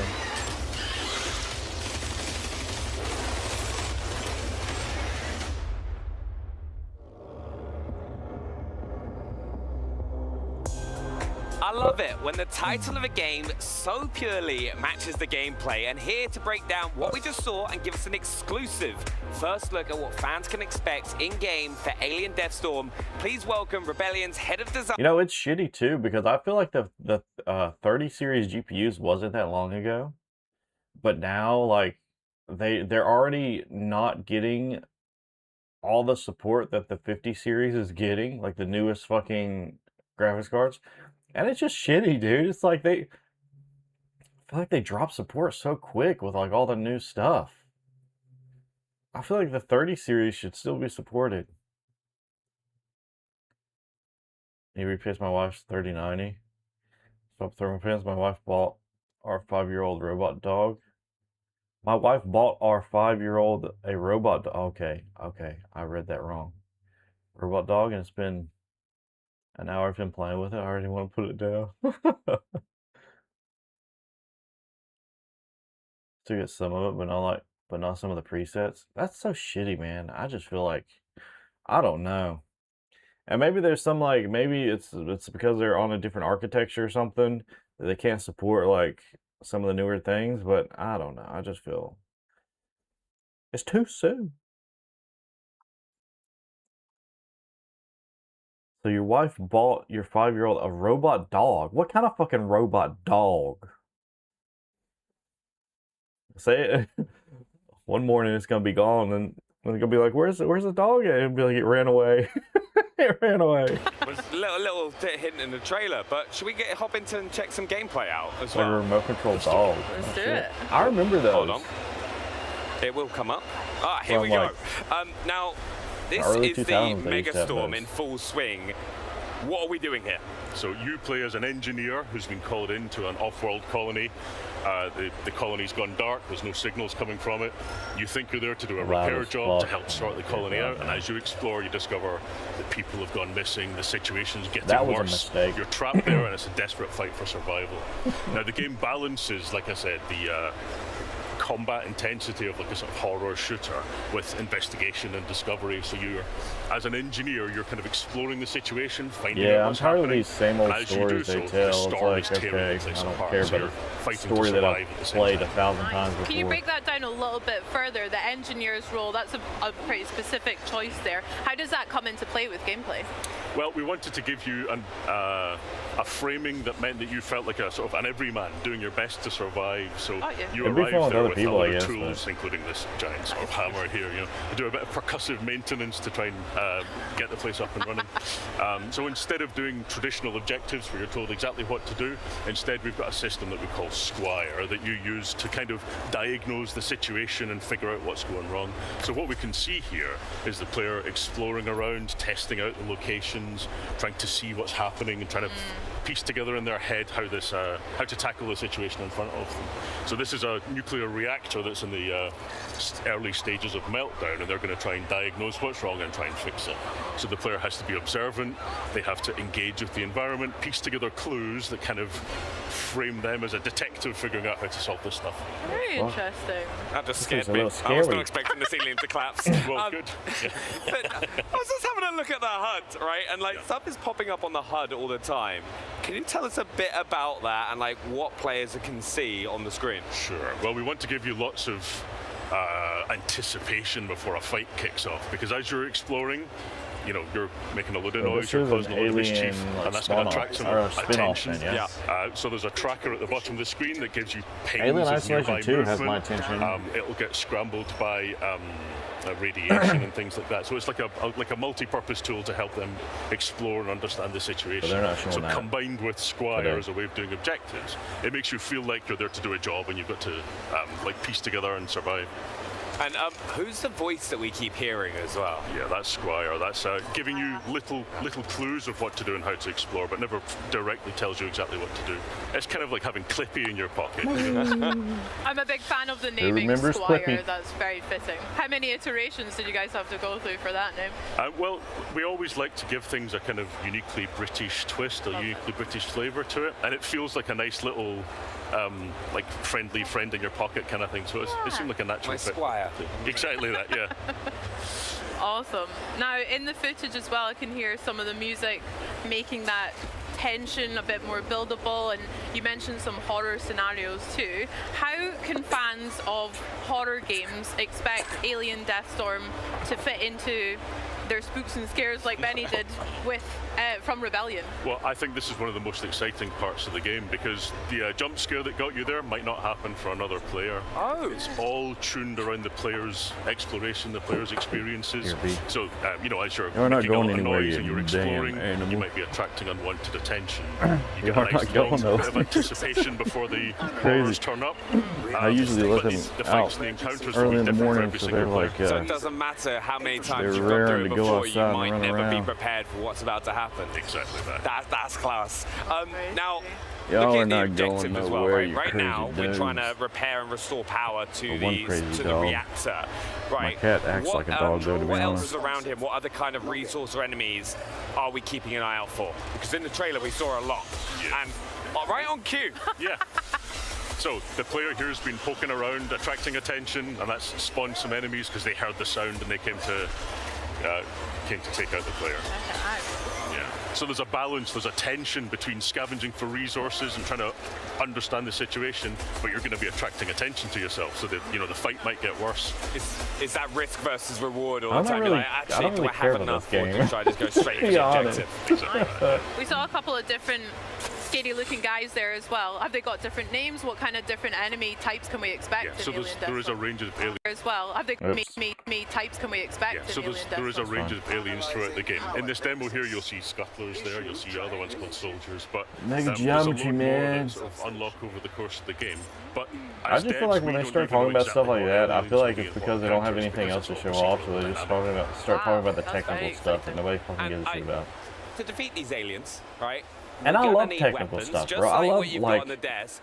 What weapons are hearing players about new going to have technology in and Alien stuff like that, but when it comes to the cost of like only see, I think, 3 of them in the this game, demo. and when that's all they talk about, I'm like, bro, world weapons, because we felt like that kind of. What about the game though? Like, what about like the tone, the like a game? gritty, grounded sci-fi environment. So you'll see an SMG here, the shotgun, a pistol that's Pretty Cake always Frosting got, with a cake is raw, dude. Yeah, exactly, right. It's like, wow, to your personal looks nice on playstyle. surface, So as you but explore, you might find things like a you start holographic playing sight to help you woo-wee, aim the boys. gun, and you might choose that that's your playstyle. You might prefer it. How does that actually work for weapons, the upgrade system in Alien Deathstorm? There's workbenches found throughout the game, and you sort of collect crafting materials as well, and blueprints for the various parts. Very good. Very fun. Do you have a favorite weapon that you want to talk about so far? I always love a shotgun. Nice. Can't go wrong with a shotgun. Can't go wrong there. So let's hop back into the world a bit, because Rebellion games have Brother, always had they really a great reputation for like exploration, discovering, and looking around. This is really different from like the opening day we watched yesterday. They're really going into like, they're going deep into these games and like doing like a whole like 10-minute, 5 to 10 minute like just playing and talking about the game, instead of just like showing a trailer or even showing like a gameplay trailer for like 2 or 3 minutes and then going on to the next game.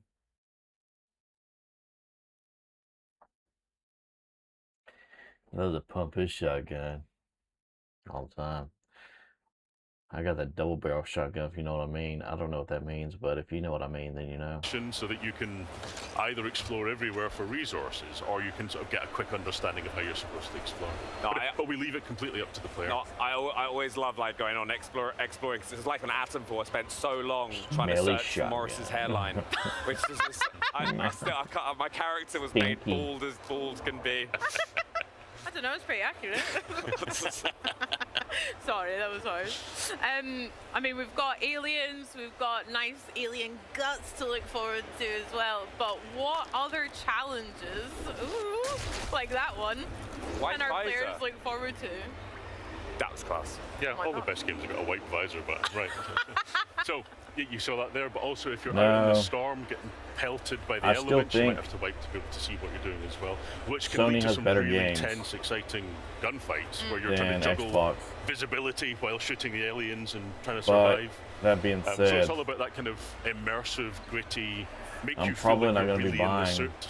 Yeah, that was something about Atomfall that we really enjoyed, is collecting just everyday items that really grounds maybe the players, or especially for me, it feels like that. So having to deal with a lot of nuisance you wouldn't normally in real life or in video games is nice touch. Very good, Ben. It's also very helpful for putting together a cool trailer as well. Like it's the perfect transition. Yeah, nice swipe transition. Now, we've said this a few times as well, like, as we're getting into to be honest, I don't really care for Xbox or what else helps PlayStation. make each encounter unique that you're running into? I have Because a you've said a few computer. times that you I have never a know PC what's and going to like, happen. you know, I'll just play the games on here. behind the scenes, I just stream my as PC well as games the to my player kind of living room making a TV little when I noise just want to exploring, chill and play games in there. fine-tuned I'd like to have like encourage encounters in certain situations a living room to kind of TV, build a set living room pieces a like little PC bit. to be honest. That'd be nice. There's a balance between dynamic and making sure that you'll have those high points. But we absolutely don't know with each time what encounter you're going to hit.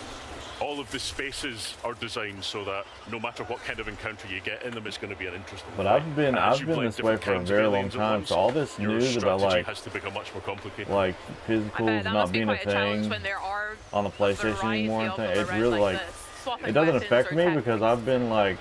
Yeah, so a lot of the fun in the game comes from splitting the player's attention. I've been between like this for a long time, where I like physical games. I've been playing older aliens coming from every direction. Older Xbox 360 stuff. I've got all my stuff in the living room, so I've just been playing like. We just did a stim there as well. Yeah, so older in games. this trailer here, you'll see stims and grenades And actually as a couple of additional buying the physical copies pieces and of having them equipment you've got. There physical. are more to come in the full game. You can also throw flares to light up the environment ahead of you. Nice. And like, kind of, what are kind of the, so right now, as we're kind of making our way through the level, what else should players be looking out for? Well, at this exact point in time, looking out for the alien that's jumping at the head. Okay, we've made it to the reactor as well, is that right? There's so many Very options cool. So you for never quite know PCs. when It's the just fight's like, gonna cool yeah. down, If you're or pro, if it's gonna balloon like back up and physical, you're gonna have the best thing to encounter more do aliens, is have a so you PC. really To be have to honest, know what's about you. And in to this be space honest, here, you can see that the tracker has sorry, the scanner is noisy. Yeah. You know, so because you're near sounds weird to reactor, say, but it's messing with your equipment, so you lose a little bit of health. So you you're burn going to be games unaware, on like, PC. exactly where aliens are going to be coming from. Buy your games With these on- big fights on, kicking off, what are some of the like most effective like tactics on that players websites could like kind of use like to GOG get those situations? that are Do you also want to DRM-free. kind of There's thin so many the board options. down at times so you can then go back to like exploring the area? Yeah. So a lot of the time. Emulators, you have a there's a fight that's fucking kicked off in this space, but a the player copy can of the still game that's do it loaded to your whenever he machine. You chooses can to. download So fucking you've always got the opportunity to like reposition and choose a best place to defend yourself. Yeah, but we lost Disroost 20 years You ago. hear Yeah. the aliens coming with a lot of notice before they actually arrive, before they start climbing down the Which walls. I've still and got piling out the air like a vents. little So you've got USB lots of time attachment to like choose a disc spot to keep disc things reader. defensible. Doesn't always work. You know, on the game, you know, license to play the game until Wow. you don't have the game That anymore. looked You have pretty nothing. busy Yeah. there. Lots of enemies swarming us at once. You mentioned some tactics, but I don't know if I would maybe be up to it on my own. Would it be okay to I was ask looking at those Benny pictures. to give me a hand finishing those aliens off? Or? Well, one of the great things about all of the Hot fights hour being one. dynamic is that if you play through with another I player, didn't know what of me. What the fuck? Yeah, just Bex to just be making loads of noise, like attracting all the aliens, and then I'd be having to clean up. It's a disaster. That's crazy. Egregious. We'll see how that goes, I think. It'll happen on stream. Ben, thank you so much for sharing that with us. It was always a pleasure as well. Yeah, and remember, Alien Deathstorm drops spring 2027 as well for players. Lots to look forward to. Yeah. Well, enjoy Gamescom, Ben. And for us here, this year marks 25 years of Xbox. And for many of us who have been playing since the beginning, it's a special moment. For me personally, my first ever console was the OG Xbox that I got for Christmas. Back in 2003, I had Kung Fu Chaos, Project Gotham Racing, and Rayman 3. But playing Xbox games has actually helped me cultivate she got a little bit of history on it. Okay. The fact I was really obsessed with SSX3, the snowboarding game. That was class. So much so that I took up snowboarding in real life. So I'm very happy to be here celebrating 25 years too. I did that as well, and then went face first into a hut. It was a disaster. But you know. But as we celebrate the last 25 years, we can also look forward to what is to come. Like the world premiere. And that's another reason that I've been thinking about really seriously switching to Linux. The biggest games coming to Xbox, like Minecraft Dungeons 2, Ryan. Gears of War E-Day, You just think FABLE, I'm always EA just Sports being FC 27, NBA 2K27, Call of Duty going against the grain and being complicated, but I've been this way forever. It's like I've seen this coming, and Microsoft is being super fucking intrusive with all this shit. I just want, This next game is sure to make fans of Persona 4 things to be not connected to the internet when I don't want them to. I want my machine to be local and everything on my machine to when the revival of this work how I like it to. drops You know? next year. So take a look. That includes with my games too. I want to be able to own my games. There isn't much to do compared to the big city, but there is that certain something you can't get anywhere else. I love consoles though, don't get me wrong, but I just feel like they're not the future of physical games. A small town shrouded in fog and mystery. The nicest thing about this town has been the peace and quiet. There's Persona. And now we're gonna be the center of attention. Police are treating this as part of a serial murder case. Well, you know, it might be getting that way, honey. It might be getting that way. On a rainy night, you look into a TV that's turned off. Well, you know. When the clock strikes 12, someone else will appear on screen. I've already been like, Not even a kid would believe something that stupid. what do you call it? Like, I really don't use my smartphone that much, except for calls and texting people sometimes, but I've got a little camera that I bought, like a digital camera that I use now to take photos with. I carry around a notebook if I want to make a quick note, which, to be honest, I don't really use a notebook that much. I just use my smartphone, the Notes app on there. But I'm your shadow. all my media, I've canceled all my subscriptions to everything. All my movies and stuff are on a local NAS. The TV has to be related to Senpai and Yamano's deaths.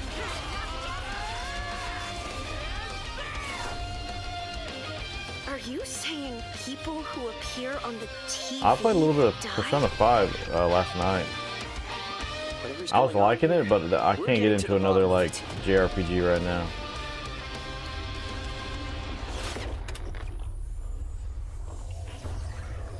Brother, I've been ripping my Blu-rays, making copies of them, and then putting them on my put them on my hard drive. 先ほどご覧いただいたストーリートレーラーでは、ペルソナ4リバイバルの新たな姿をご紹介しました。 Hey, bro. I've got a lot of stuff right now saved on. 静かな地方都市を舞台に連続殺人事件とそこで次第に明らかになっていく隠された真実を追い求める物語です。しかし、ペルソナ4は単に事件の真相を追うだけの作品ではありません。その根底にあるのは人と人とのつながり、自分自身についての真実を見つけていくこと、そしてそうした絆の中で紡がれていく人間ドラマを描いた物語です。 right now. Someone in town is definitely kidnapping people and all my throwing them into the animes, TV. これらの対比こそがペルソナ4を特別な作品にしています。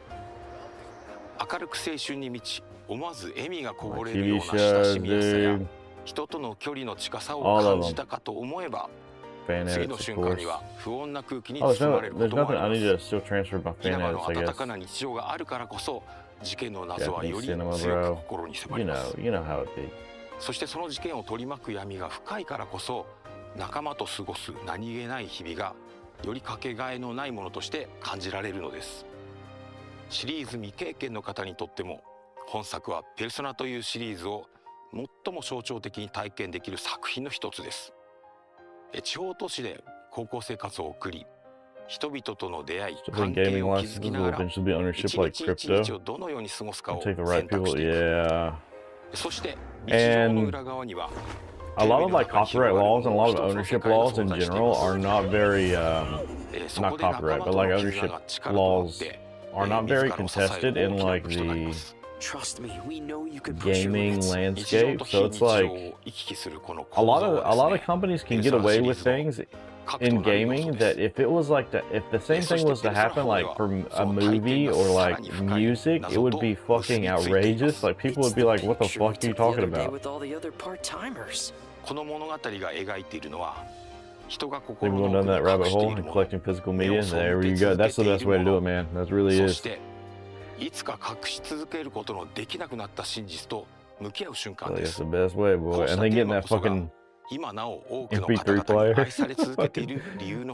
Cancel my Apple Music subscription. I just download all my music.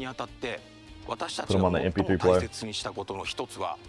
オリジナル版で多くの方が感じてくれたあの空気感を I do want to play Persona 4 as well eventually. People say Persona 3 is the best one though. 仲間たちとの何気ない会話が紡ぐ穏やかな日常。そして少しずつ真相へ迫っていくミステリーらしい緊張感。Get them ready for dude. You know it, brother. You know it, brother. だからこそ私たちはその魅力の本質を大切に受け継ぎながら。現代の技術や表現によって当時感じていただいた体験をもう一度味わっていただけるよう一つ一つ丁寧に再構築しました。同時に本作は単なるリマスターではなく完全なリメイク作品です。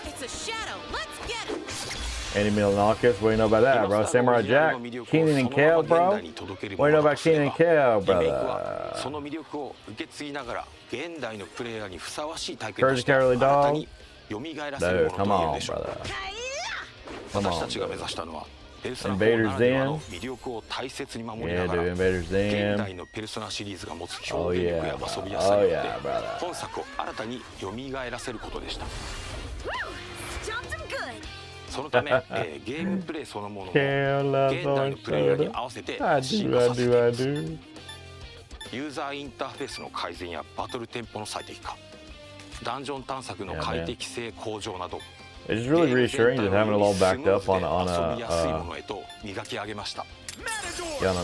NAS or whatever you call them. 初めて稲葉を訪れる人にも、久しぶりにこの街へ帰ってく So る you got 人に stacks from も、 the 90s 自然 that と are こ no の世 longer 界 made, に and I 引き didn't 込 know まれるような Doritos 体験をお had 届 a けしたい sour と考 cream えています。 I did not know that either. What the また、 fuck? キャラクター表現にも徹底的にこ I だわ want り to まし try た。 that now. ペルソナ4においてドラマチックなシーンだけでなく、仲間たちと過ごす何気ない日常も非常に重要な要素。仲間同士のたわいない会話、少し Yeah, I 気 heard まず of さを it. 感じる Yeah, や that りと lady り、 that made multiple そして TV 突 channels 然 in the 訪れ 80s. る Yeah, made a 緊 hard 張や copy 不 of 安、 them.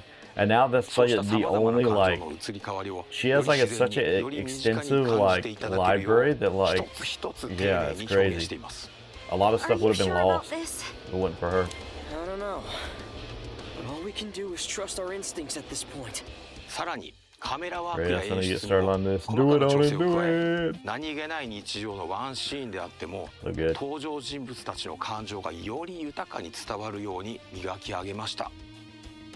ペルソナ4ならではの温かな人間ドラマを大切にしながら I gotta drop the Witcher キャラ 3 クター add-ons I たちを downloaded これまで yesterday. 以上に I'm waiting 身近 until に感 September じていただ 29th け to る play 作 Witcher 品へ 3. と生まれ変わっています。 As soon as all the remastered. Yeah, exactly, boy. Exactly. I think everybody's doing that now. Down to it. All of this is me. Every time I step away, I come back to something gayer, I swear. Well, you know. That must be how you feel when you wake up in the morning and look in the mirror. Yeah. 中でもペルソナ4は音楽も多くの皆さんに愛されてきました。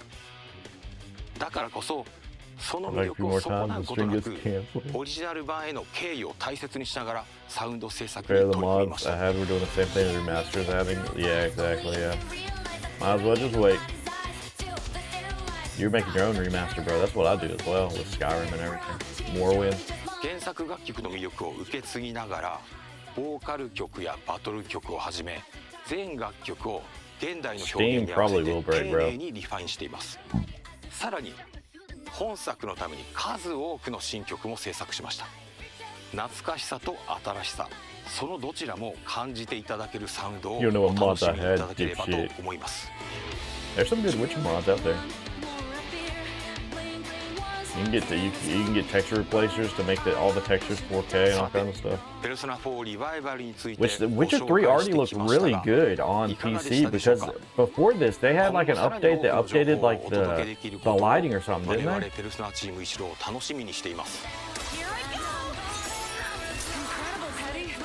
made it's good. I mean, it looks good now on PC. 日常と非日常が交錯するペルソナならではの魅力を余すことなく体験していただけると思っています。そしてすでに稲葉をよく知っている皆さんにも知り尽くしていると思ってたこの街にですね、まだまだ新たな発見や驚きが待っていることを感じていただけるはずです。ぜひペルソナ4リバイバルで霧に隠されたその真実を確かめてみてください。 Who's on air? Ryan, that attitude is why you always be stuck in the console mindset. Now there are few games more synonymous with beautiful environments, The immersive PC is puzzles, crazy. You can and do all fluid kinds of stuff with combat games. than Tomb Raider. And as someone who has played Tomb Raider Legend, Console Master Underworld, Race. Anniversary, the Consoles original, are fucking etc., sick. so much that I can Always have a soft spot for consoles. I don't care how shitty they get. I am particularly Hey, bro. excited to be talking about this next chapter. Get me on the in couch the with a controller, legendary brother. franchise. Here So with good. an extended look at the mysteries of Peru and the new Tomb Raider Legacy of Atlantis. And even when I play games on my PC, I play with a controller most of the time. Director Jeff You know? Adams and Flying Wild Hogs art director Arek Tomaszewski. Welcome, guys. How are you? How's your Gamescom going? Awesome, so far so good. Tomb Raider Legacy of Atlantis. Awesome. Now, is this the remake of the original? So excited, as you can maybe tell, to see what you've got. Dude, whatever Tomb Raider back in the day was the one with that fucking, with that butler that would follow you around with that clinking fucking tray, scared the shit out of me as a kid. On the hunt for the tomb of Qualopec, and so she has to engage with this iconic location, but it really shows how we are putting reimagining at the forefront to make sure we're preserving familiarity, but at the same time introducing new challenge. Yeah. Now, Jeff, you literally just said reimagining. Right, you probably don't put anything on your burger. Or remaster. Can you tell me You a little bit about what that means to your team as well as for the players? I bet Ryan makes fucking banger burgers, dude. Preserving the things that make those iconic locations I've seen his fucking we want to make pictures. sure that we're preserving that core DNA, but we also want to make sure that we're finding new ways to introduce new challenge. I want a Ryan pizza, bro. That's what I want. And so therefore, if you're a new fan who's never played before, you come in and you just see a really cool game experience. You make bangers, but if Cody. you're a fan who's played before, like yourself, Isn't a we want banger you a to come in sausage and or actually something have over there? that first play experience all over again. That sounds great. Yeah, just Bangers and mash. That, like basically, what we've got from the original one are a bunch of memories. Yeah. So we want to recreate those memories for the new players and just bring more new people in and create those new unbelievable stories for them as well. That sounds so good. Can we dig like a tiny bit deeper into your answers as well? Sure. How important, or maybe even how challenging was it to strike that Give me the balance between cheeseburger, no nostalgia cheese. as well as new exciting experiences for new players? It's a delicate balance, and I like to say it's a combination of an exciting opportunity to get With a my chance mom to get working under in the the hood pizza and really gig when kinda some ass had see what we ordered can a do, but it's gluten-free, also an no incredible sauce, no cheese. responsibility because we know that there are ordered all the so toppings he can name. Strong memories. Like and they complained that they didn't stay on the pizza. Oh yeah, because the cheese is what makes it stick, really right? Sure that those fans are seen, but at the same time, we're also giving them a chance to actually experience something new with the character. And so we take it very seriously, and everything we change or everything we modify. I just told my 11-year-old daughter I love you, and she messaged back, thanks, bye. Savage, brother. Just constrained by the tools at the time. That's beautiful. Have you found the same experience as well? The design looks incredible. Yeah, I mean, what we wanted to do, for example, with art, we wanted to bring back the same color palette. So, like when you squeeze your eyes, you can see the the original game, and just bring this subconscious. When you squint your eyes, you can see the original game. But also, we want to keep the key elements from the If there's no cheat code that allows me to make Lara Croft naked, I don't want it. But then bring our own flavor to it. You know that cheat code for Tomb Raider back in the day was actually printed in magazines and everything, and it wasn't even real. Look and see what it's all about then. What you guys have been up to. We will allow it. Thank you. And here she is. Oh, such swagger she's got. Yeah, you see that familiar silhouette come into the light, and you just instantly get the hairs on the back of your neck standing up. I mean, speaking about hairs on your neck, this looks absolutely incredible. Things I can't eat 40 fucking out of. Well done, and congratulations to you, the whole team. It's the team's work. No cheese or sauce. What the fuck are they? Is that even a pizza at that point? The place that we are bringing people in, because basically Lara Croft is archaeologist, so the places she discovers and she explores, they need to be real. So in this example, we try make me to list of things that you can eat. How about culture, that? Yeah, that'd be more helpful. And also the plants and everything. With the idea of bringing back all the toppings just rattle around the box. Yeah. We've done what we could with the. We've been authentic to the Peruvian culture, but also we bring. It's a game, so we want to make it fun and beautiful. Yeah, it's really. When we dove into it, we're like, okay, the cog puzzle is such an iconic part of that game. I would write them down on a scrap. Not even buy the book. Just go in there, fucking write down the codes, and then take them home. Dude, those cheat code books were so good. They used to be at the book fair at my like school. They would always have them at the book fair. And I'd look at them, bro. How we try to make the gameplay feel naturally seated and believable in the world, but just slightly out of place. Like, why does this exist? It sparks a feeling of curiosity. And curiosity combined with exploration. I think that's the hair standing up there, guy. Wow. So you get it on screen. And the mods for this game are going to be legendary. Yeah, also when you look at the cog puzzle, wanted to make a Xbox announcing its game preservation extended during the PlayStation blackout. First off, that PlayStation blackout is retarded. They're doing. I saw that, bro. That's so retarded. And the whole system, why would be there? What do they think that's going to? I'm glad. I mean, that people are coming together and doing it, but it's not going to change anything. Ken, all right, by the way. Oh, awesome. But along the way, she's like, wait a minute, I see something out of the corner of my eye. The player drives in, and they come into this new space. You may have never missed this unless you took, or you may have never seen it if you had not taken a chance to actually just look around for a beat. I mean, speaking about looking around, is there maybe particular details that you guys are really proud of, or that you want players to really notice in the environment of the game? From an environmental perspective, for me, was the most important. I want people to immerse in a game, and I don't want to break this immersion, so I wanted to build everything with the logic. I had enough of this climbing around in Assassin's Creed, bro. They need to be there for a reason, and me and our team, we really work really hard to make sure that that's it, most of these type of blackouts just don't work. That's the thing, man, and it's only going on for 7 days. What are they expecting to do in 7 days? It's not going to change. It's going to happen. Everybody's going to forget about it. The only way that it's going to get through to Sony or anything at that fact is to fucking put your money where your mouth is. Don't buy these fucking games and don't support this fucking behavior. Not signing on to PlayStation services for a week isn't going to do anything. This is a culture that evolved in isolation for a while. So how do you preserve what we know about Incan culture, but at the same time, that Twitch, yeah. To say, hey, it's unmistakable Tomb Raider, but it's that way because they just evolved in isolation for a while. I've been part of the PlayStation blackout for years now. You're the OG, bro. And then you can have a lot of fun with the overgrown aesthetic, as well as obviously some of the dirt that Lara's picked up as she's traversing through these environments. That's sick. Yeah, I mean, that's a part of just making sure that the environment feels like you are the person who discovered the first in a very, very long time, because that's what she does, and we want to make sure that that's how it feels as well. Yeah, and Lara's not. She's not a delicate flower. She looks good, but she is going to get her hands dirty. She's going to dig in. She's going to go anywhere, and she's going to follow her instincts, similar to how she's doing here. She's like, I need that cog to get that puzzle moving. I found one, but that has opened up the path to somewhere else. So curiosity is driving her. You're going to be along, helping her find that way, and we get into beautiful traversal.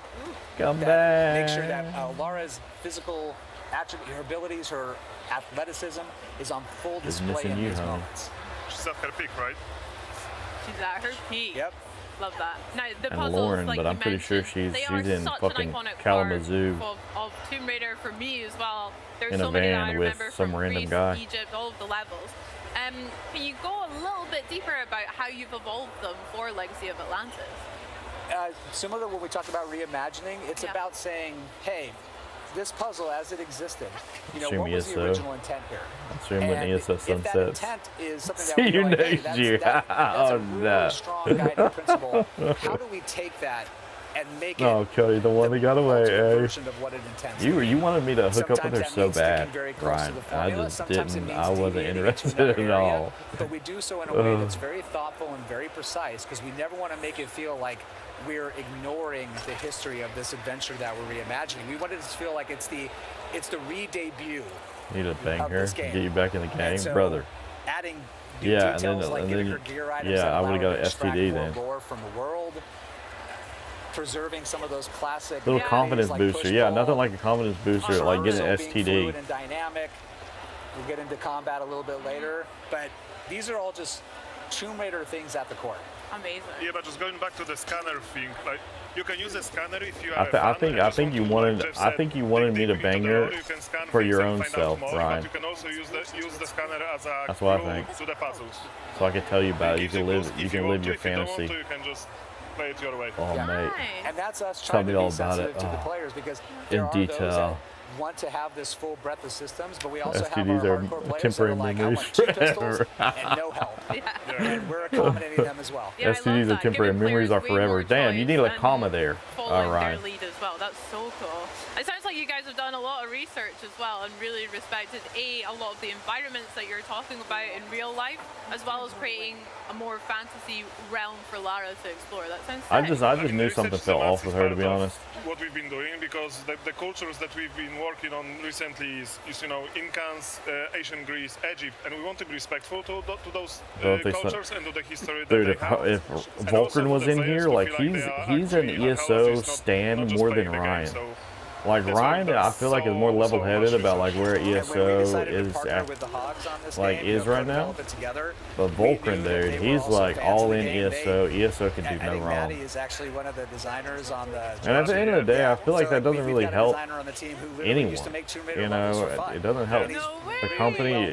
You got to be realistic about these things. I feel like. But at the same time, we're also, we have a luxury of very talented developers who ask the right questions, who push in the right places to make Private sure we ESO get really servers cool would be stuff that's great. fun to play Whoa, on that would be screen. cool, man. And watching this And whole imagine if they process had unfold like over the last classic ESO servers. years Well, you wouldn't has want been a classic treat ESO as a servers developer. because there was nothing That's so there back then. What we've seen here is Lara. But they could have like custom servers that She's got a lot of could only swagger, have like I said, she's content got that you like or like a certain Can you period, talk like to me a little Greymore. bit about some of the innovations And people can make their own that content, too. Lara's movement can be experienced in Legacy of Atlantis, and how it'll feel for players to play as her.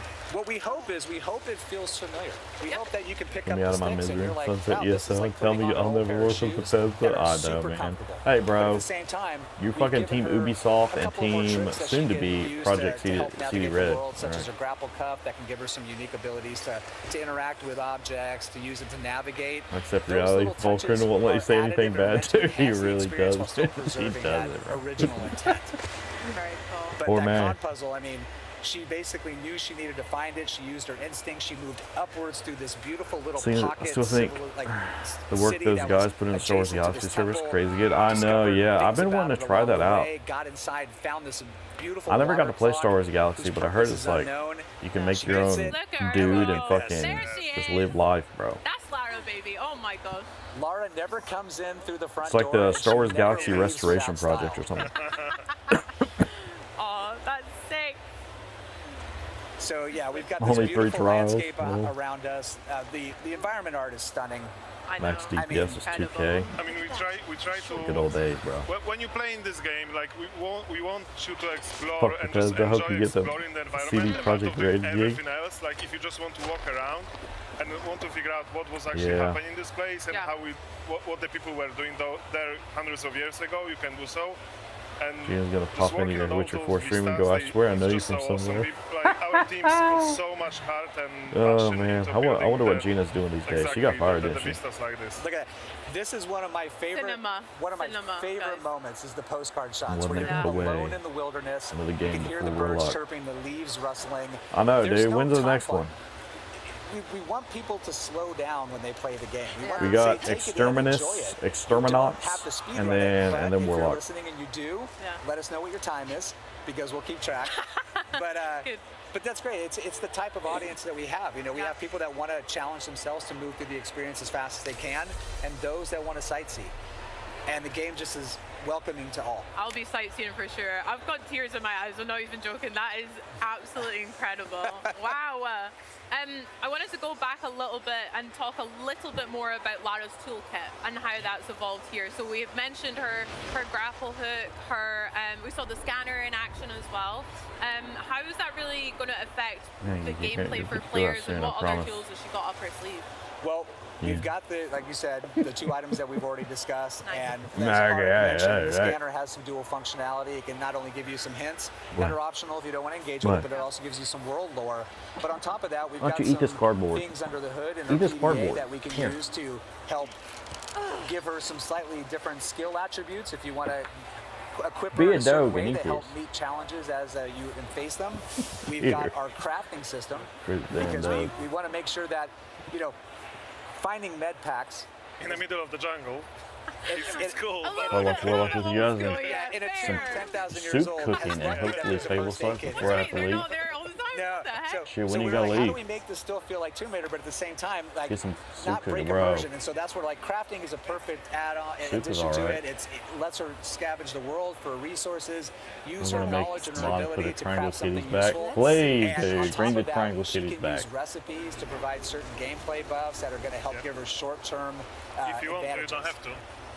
And you can just play the old school way, dual pistol all the way through with healing items if you want. If you want to put your heads down and power through it, you can do it, but these things are available to you, and we think they're fun to engage with. Oh, Tomb of yeah, Qualipec traffic. waterfall gate is opened. Done it. Now here we're advancing to a little bit later in the game. yeah. We're now Oh, you just still got on the some time. cusp It should of be. a very memorable first encounter. So be over folks, by hold on. then. Here we go. Oh, I remember this, I think. But we got to do it with style. Yes! I'm so worried you were going to include a song. That's so sick. Oh, she's so cool. Early stages of the project, we were like, hey, you know, if we're really going to do this, we want to represent Lara in a way that she's fully recognizable. And part of that is the acrobatics. Lara without the acrobatics is still cool Lara, but not classic Lara. And here, they're on full display, but what I hope people appreciate is that there's more grounding, more believability to it in how she moves. She's still Pretty having good. fun, but It's synonymous to her, but like you mentioned, the more grounded when she was kicking the cog puzzle, that looked sick. It was so cool. Yep. But yeah. those little interactive moments add a sense of cinematic spectacle time to time, which is nice. It allows the game to still feel like a summer blockbuster. Yeah. And speaking of, hello, who are these guys? Hello. The Raptor design looks really cool. That's true, brother. That is true, bro. The feathers. Let me unlock outfits, bro. Let me unlock outfits for Laura. But Hey, Laura, obviously hey. our knowledge about the dinosaurs Please. evolved so much since 1996, so we wanted, and like with everything in this game, we want to add on the top of what's been done already.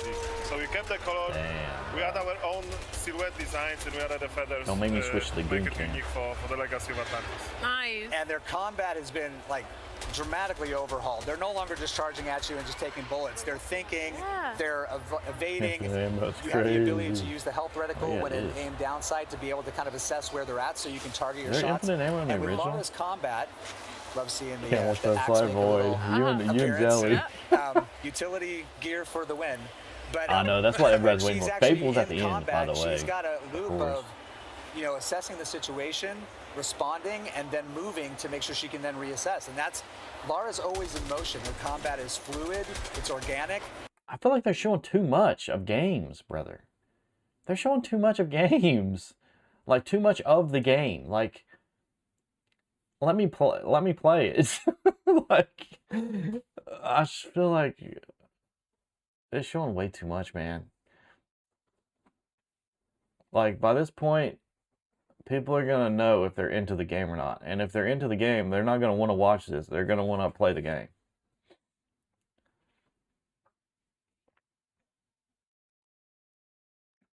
I fucking know. It really is. That's what it feels like. Just fucking half the fucking game. Let's just show half the game. Yeah, let's go. I feel like they're showing all the coolest parts, too. I'm on the Fable train since character creation is added. Yeah, we'll get to see. I wonder if they're going to go more into that with the Fable showcase. Now the screams at land is like some dinosaurs, man. You know, I've never been into dinosaurs, even when I was a kid. I know, like, that's like a cliche thing, like kids are into like dinosaurs and stuff, but I was never into them, bro. I didn't really care about them. Yeah, same. Yeah, it's like, yeah. I mean, I'm wondering who dropped her asshole. I don't know, like, what the fuck? I don't even know what the story's supposed to be honest. Like, back then, I played it because the pointy titties. Green and yellow eyes, for me, it's like beautiful.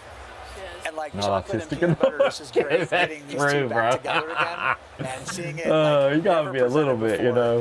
Just a little bit. T-Rex love Lara. I love that as well. With the T-Rex and again other iconic bosses, what are you guys hoping that resonates with players, or what are you hoping that they experience from them? Yeah, no, we can take it or leave it. No, I'm kidding. We absolutely want people to be engaged. We want them to be pulled in. We want them to have fun. Yeah, we want them to feel like they're being put onto a cinematic thrill ride when we are ready to do that. But we also want them to feel like when we're not in that moment, they get to ramp down, explore, enjoy what we put out there for them to yeah, explore. but it's also so much fun to, you know, recreate, like reimagine these things with the technology that we have now. And we can build a lot on the top of it with so much more narration. I'm pretty autistic when it comes to so much certain fun things. to work on it. No. Yeah. Hopefully people will feel it when they play it. Yeah, I cannot A good wait World to War play II it as well. game, Guys, I like. I'm really honored That's my about soft speaking spot. to you, seeing all of that I footage. feel like. So thank you so much for joining us. Can we go check out the booth? But sadly, Let's do it. no one's really doing World War II let's do games it. good nowadays. Guys, thank you so much again. Check out Tomb Raider Legacy of Atlantis Medal of Honor when it was like the launches best on Xbox Series X and S on February 12th, multiplayer one. 2027, 2 days before Lara's birthday, isn't it? And it's Xbox Play Anywhere. Buy it once and play it across Xbox console President and Arms. Windows PC. Pre-order now. Plus, President if you Arms, pre-order the best deluxe or campaign, collector's edition like me, get ready to play a full 48 hours early starting February 10th. Fuck off. Now guys, there is still a whole lot more coming up here on the Xbox at Gamescom broadcast, including Mega Man Dual Override, Forza Horizon 6, and I get to chat with Fable's game director Ralph Fulton and walk through the Where's demo that they're featuring right here in the Fable Theater on the show floor. Where's Heroes, Warlock? Wit, Power Stone, combat and more. I'm simply chuffed. Now then, if ridding an alien planet of its most menacing habitats with a rig full of futuristic weaponry and S-tier teamwork is your idea of a good time, have I got a game for you? Check this out. In Exterminauts, every contract begins on a frontier that's equal parts breathtaking and barely holding together. You'll gear up aboard the rig, meet your crew, and choose the tools that fit your playstyle. Then it's time to drop in and get to work. Facts. Yeah. That's my tism. Everybody's got a little bit. The ecosystem is alive. It's your fucking beard. Todd. I know, bro. Push back against your every move. That's the end all be all, bro. Can't be trusted. I know! That Warlock wasn't on the list. They don't forgot about it, bro. Motherfuckers. The tools you use do more than deal damage. They're built to create opportunities, reward teamwork, and let your crew shape the Alright, I hate this bitch now. It's controlled chaos. And when All she cares about is fucking Tomb Raider and, well, she's talking about FABLE, but, you know, what is this? I don't care about this.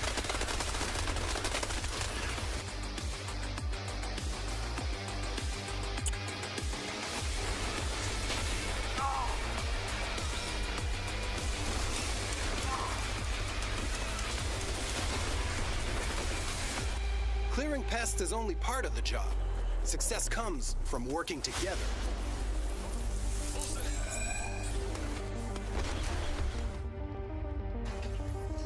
While one exterminaut gets the facility back online, the rest of the crew holds the line. I thought Arc Raiders was popular.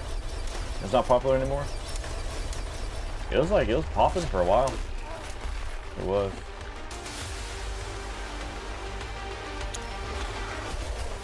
What happened? And the devs told the players to kick rocks. What? Well, they got what they asked for then.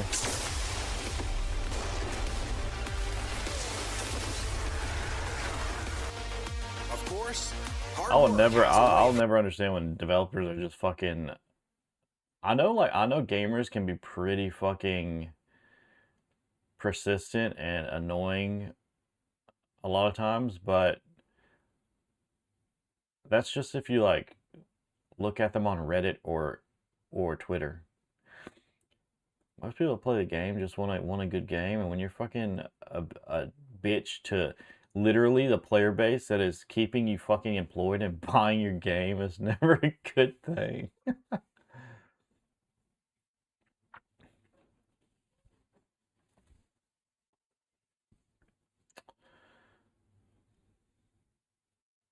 So many exploits and cheats going on. Dev says, nah fam. And everyone, what? Oh, Warlock! Brand new third-person open-world adventure set in the D&D universe. And bringing this character to life is none other than Maggie. Maggie Robertson, how you doing? AKA Hello. Tasha. Yes, hello. That's me. That's you. That's me. What Tasha. would you say is the real essence of playing something like Tasha? Tasha's fun. She's very fun. She's kind of like our weird, dark fairy godmother in the game. She will make all of your darkest dreams come true, but there will be a cost. Well, is there more to her than meets the eye? Because you said a fairy godmother type. Now, many people could interpret that in different ways. Indeed. So tell me a bit more deeper about Tasha. She is charming and charismatic. Mm-hmm. And so she has kind of this magnetism that draws you in, but there is an undercurrent of danger with her because she's incredibly cunning and she's always working towards her own ends, not yours. And you don't always know what her true goals are in the game. So you do always have to stay on your toes with her. So I know with classes like Warlocks in D&D, typically there's often a pretty tragic way in which they come to know their patrons. So can you shed a little light on how Katya is going to meet Tasha? Indeed I can. Katri is searching for someone, and that search brings her to Tasha in order to get what she wants. Now you've obviously played many characters before in various fantasy settings, but was there anything in particular that was a bit more challenging about playing someone like Tasha? I think the challenge of Tasha is that she is so cunning, and she is always planning 10 steps ahead of everybody else in the room. Of course. So she's always moving and shaking, and so having to hold all of that within you in any scene that you're in, and always know that there's something else that she is negotiating. Even if you think you're negotiating this, you're actually negotiating about this. Obviously, being a huge fan of D&D as well, right? So, and you've played Orin the Red, incredibly vicious, devious, pretty nasty character. So are there any parallels in that kind of excitement you had when you got to play Orin, and now you get to sort of re-enter the universe now in Warlock? tons of excitement to re-enter the universe. D&D is so fun because you can be anything you want to be, do anything you want to do. So I genuinely love D&D. I love to play with my friends. I really hope that this lets you it is a nice home that. space for me. So then being able to be a part of games lots of that also are in those worlds is incredibly fun. How many times can I say fun in one interview? Fun, fun, fun. Well, it's all fun. It's very fun. What can you say? I don't know if I said that before, but it is in fact quite fun.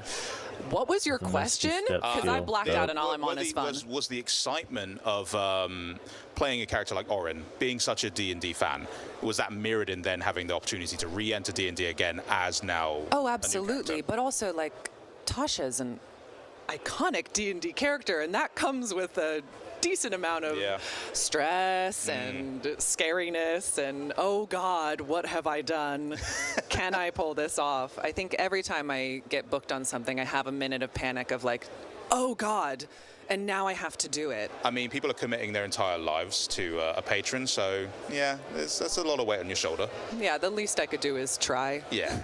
Well, Maggie, thank you so much for joining us, and thank you for just voicing so many incredible characters. But next up, we're actually heading over to the world of Mega Man and Twinkle Girl, which is just an incredible sentence to say out loud. So why don't we check in with Benny and see what's up with that?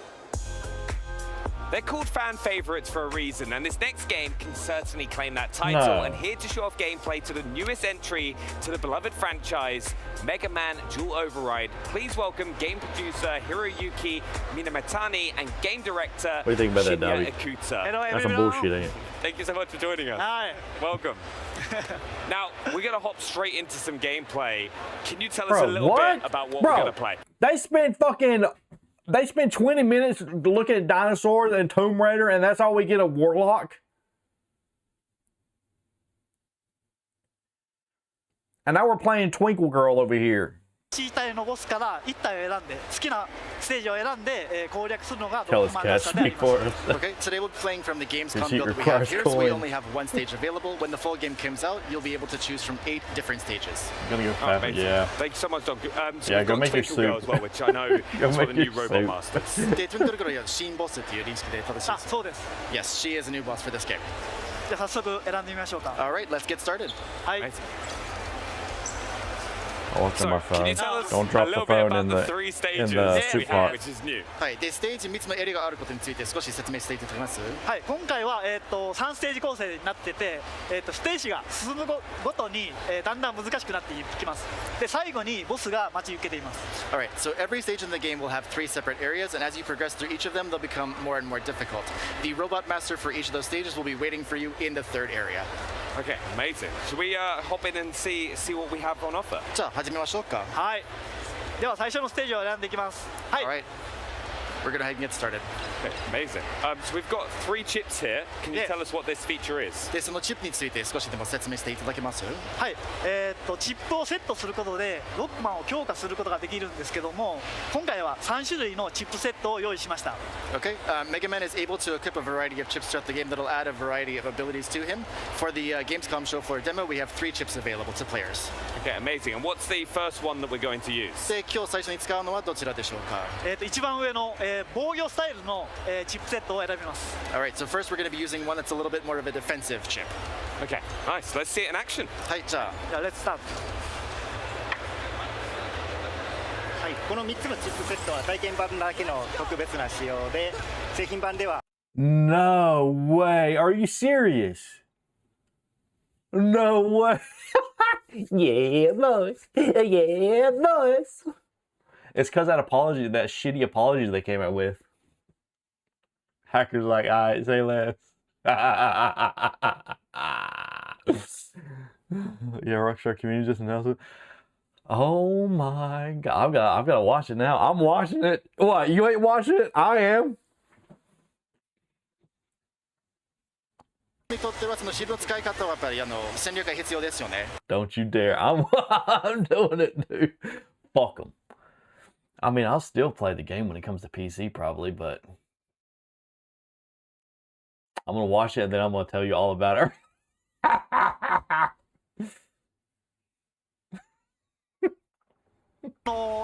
チ黒くなっていくというか、ちょっと焦げが発生して、はい、ダメージ表現が分かりやすくなっています。Yeah, so with each enemy, as you damage them more and more, you'll start to see them kind of develop damage and scars and that sort of thing. And as they become darker, it's clear that they're getting closer to being killed. Also, I mean, we're pretty close to release anyway, so it's not like, you know, you gotta wait that long to even play it, to be honest. And who knows what build the hacker is playing on? It might be like an older build as well. Gameplay reveal is tomorrow. Yeah. If you fucking subscribe to Netflix. Fucking shitty ass bitches. I'd rather watch the prologue, the hacker's release. でかなり攻略が難しくなるような敵もすごくたくさんいるんで、それをバランスよくセットするのが、大事だと思ってます。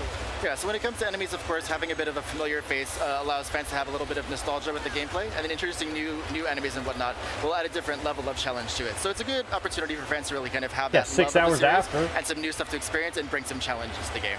Yeah, and I think we got to talk about new things about the game, the dual override system. Can you tell us a little bit about that in the top left corner? はい、で新規要素について話してるんだけど、オーバーライトについての説明少しでもいただけます？はい、わかりました。ではまず実際に使ってみますね。ちょっとお待ちくださいね。Alright, we'll use it in just a second. すでに今の時点でオーバーライトゲージは溜まってます。Alright, so at present, the override gauge is still building up. 敵を倒したり、ダメージを受けたり、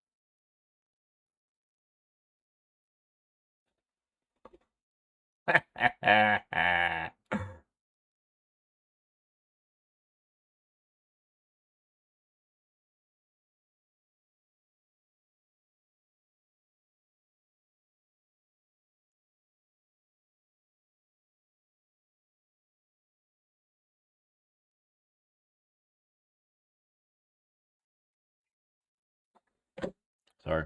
Now, aren't we? はい、じゃあ2つ目のチップ使いますよね。はい。Yes. 今回攻撃タイプ、火力重視のチップを選びます。Alright, this time around we're going to be doing more of an offensive chip. It's called the weapon chip. Okay, amazing. And what is the difference between the weapon chip and the shield chip that we saw in the first area? で、ウェポンチップとシールチップの違いは何でしょうか？まずこれオートガードです。オートチャージです。So one big difference that players will notice is that once you have the weapon chip equipped, you'll be able to charge automatically rather than holding down the attack button. 通常はこうボタンを押さないとチャージできないんですけども、 Ryan, how can you be pro-consumer in terms of ドッグマンのアクションに集中しやすくなります。 physical media, but you're okay with scummy behavior like now that this? it's done automatically for you, you're able to focus a little bit more on Mega Man's movements and attacks. That's what I don't understand. And like, what might be the, as you just said there, what would be a reason for a player to choose this chip over the defensive chip? はい。で、シールドチップよりもウェポンチップを選択する理由は何かございます？やっぱり火力でどんどん敵を倒していきたいという人に向いていると思います。Yeah, there are some players who like to take down enemies pretty quickly, so the weapon chip is really good for those who are more of an offensive type player. Okay, brilliant. じゃあ次は特殊武器をお見せしたいと思います。Also, we're going to do a quick introduction to a special weapon now. Everything they deserve, in my opinion. Oh. 試しに Senses don't care about the pauses of the game. The game is So with that special weapon, you can actually cause enemies to go flying off of their platforms and whatnot too. Do players have a lot of other weapons to their be able to have access? Yeah, but you cannot buy the game. That's the thing. With your money, if they're not making money, they're forced to change how they monetize their product. かなりありますよね。そうですね。はい、たくさんあります。Yeah, there will be quite a few other weapons available to players outside of the standard Mega Buster. And how are players going to gain access to those weapons? で、その特別の武器を取得するのに何が必要ですかね？最後のボスを倒すことが必須条件となります。はい。So as players defeat robot masters in every stage, they'll get a special skill from those robot masters. I've also noticed, And whoever does, I don't want to hear them complain about how gaming has gone to shit now. GTA 6 is not a game release. It's a social experiment to see how much developers can get away with. And GTA 6 is gonna fucking sell so fucking much, dude. It's gonna sell like crazy. And guess what, brother? It's only going to be worse for the gaming landscape in general. Other developers are going to see that, and they're going to start pushing stuff like that. They're going to start doing things like that. And yeah, and it's just going to be shit. It's just going to be shit, unfortunately. I'm not buying it either. When it comes to PC, is when I'll probably pick it up. Or when it goes on sale, maybe. Oh, well, when it goes on PC, I could probably just pirate it, huh? Sell the 7 Seas. Yeah. Which is a shame. Which is a fucking shame, ain't it? That fucking leaker is just as fucking shitty. Pushing his stupid ass. But it's like picking one, like which one is the greater evil, you know? Yeah, it's ridiculous. He's pushing his fucking crypto. Hey, pay me, I'll fucking leak more, bitches. Hey, why don't you pay me? Yeah, he's no better.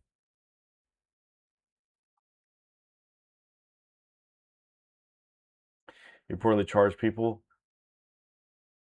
Oh my god, 164K just for people to contact him to further pay. Oh my fucking, that's insane. I'm sure he's made fucking tons of money. These are the same people that'll probably fucking buy GTA 6 as well. I mean, it's these people that have so much money that they've got more money than they have sense, and they'll just fucking buy it. No, I'm not gonna get it, Ryan. I'll get it on PC. And if you want to play it, I mean, at the end of the day,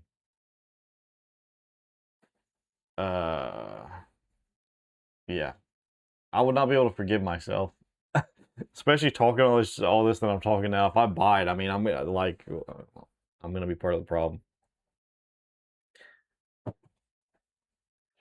No, he's definitely no. That leaker is definitely not. He's just fucking wanting some money, and he's doing it for his own selfish fucking. And he's masquerading it as, oh, I'm doing this because, you know, all the shitty things that Rockstar's doing.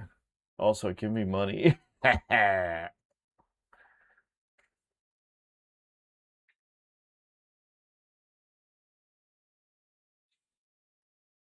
You could buy it. We don't have to talk about it.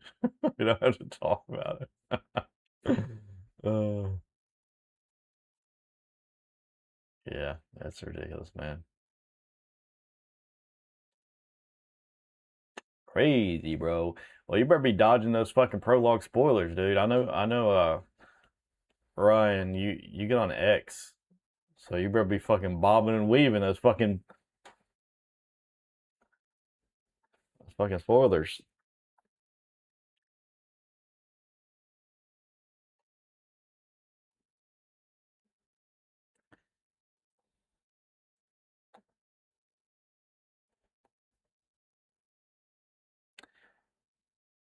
It's a shame, man. It really is a shame.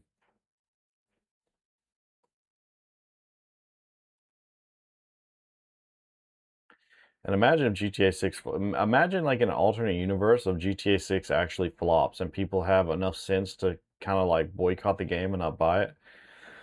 And investors would fucking pull back, and people would start being reevaluating like how they monetize their games and how much they can get away with.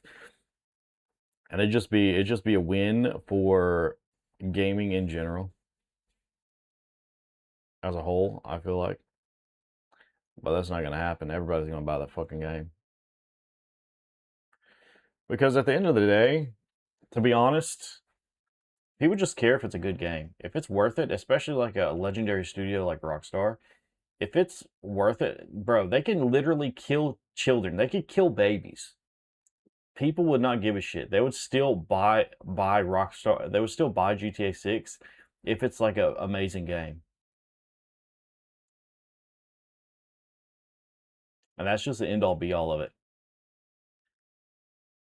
People just want to disconnect from the world a little bit, have a little bit of distraction, and play a really fucking good game, especially one they've been waiting so long for, like GTA 6. So yeah, they just want to play a good game, bro. That's all they want to do.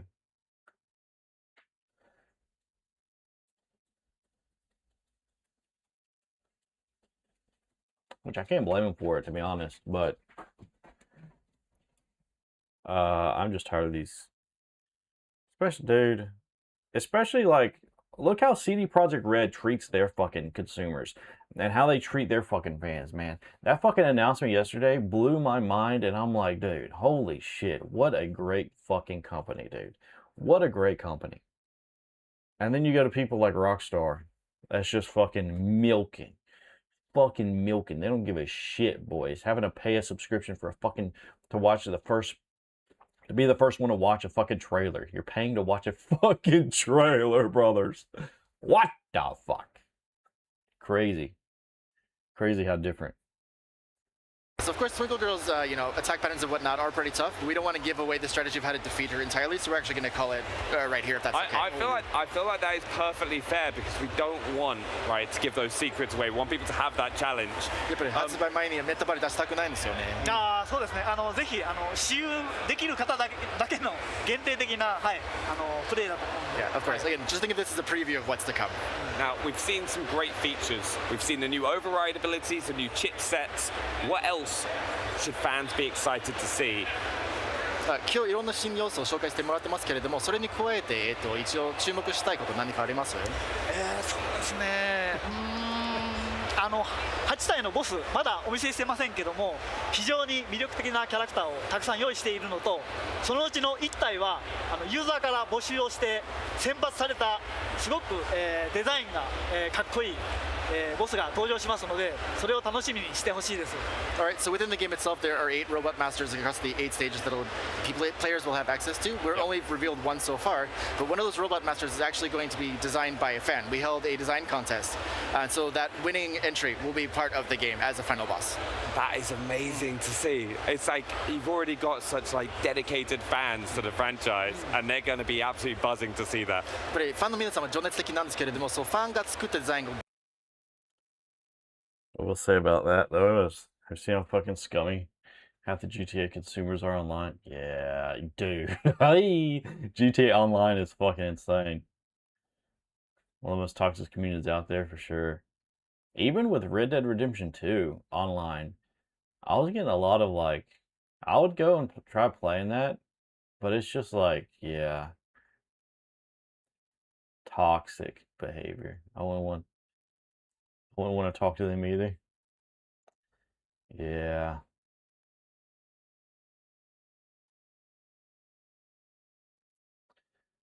We talk to each other is disgusting. It really is. It's fucking crazy. It's fucking wild, bro. Oh man, these poor fucking bottom of the barrel fucking scummy ass human beings. Yeah. Yeah, that's true. But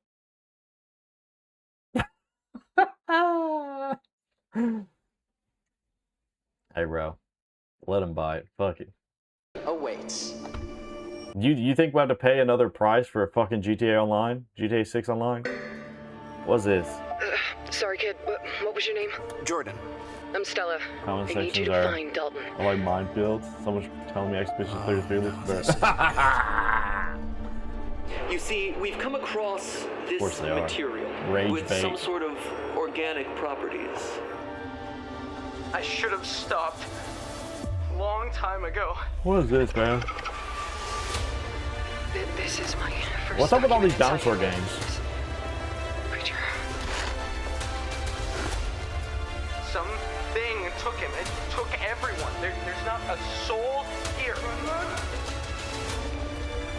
Well, I'm pretty sure they're already globally hated. How many of these things are there? After shit they've been pulling. There are other areas that can get you back to the surface, but you gotta go deeper.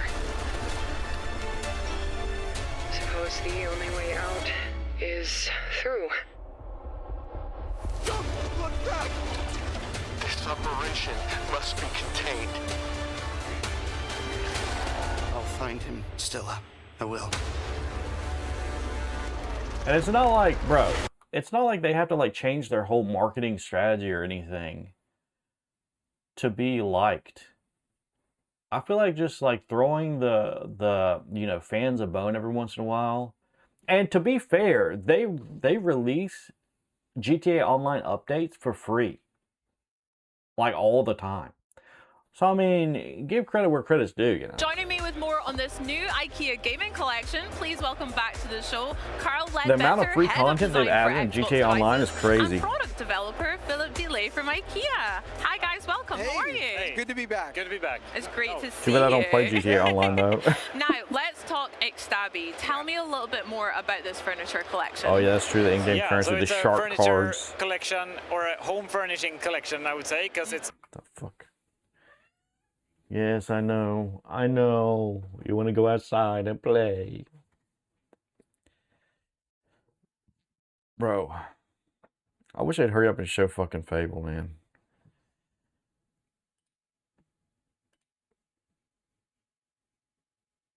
Terrible lizards. We still have Forza Horizon 6, Warhammer 40k, and Gravhounds before Fable.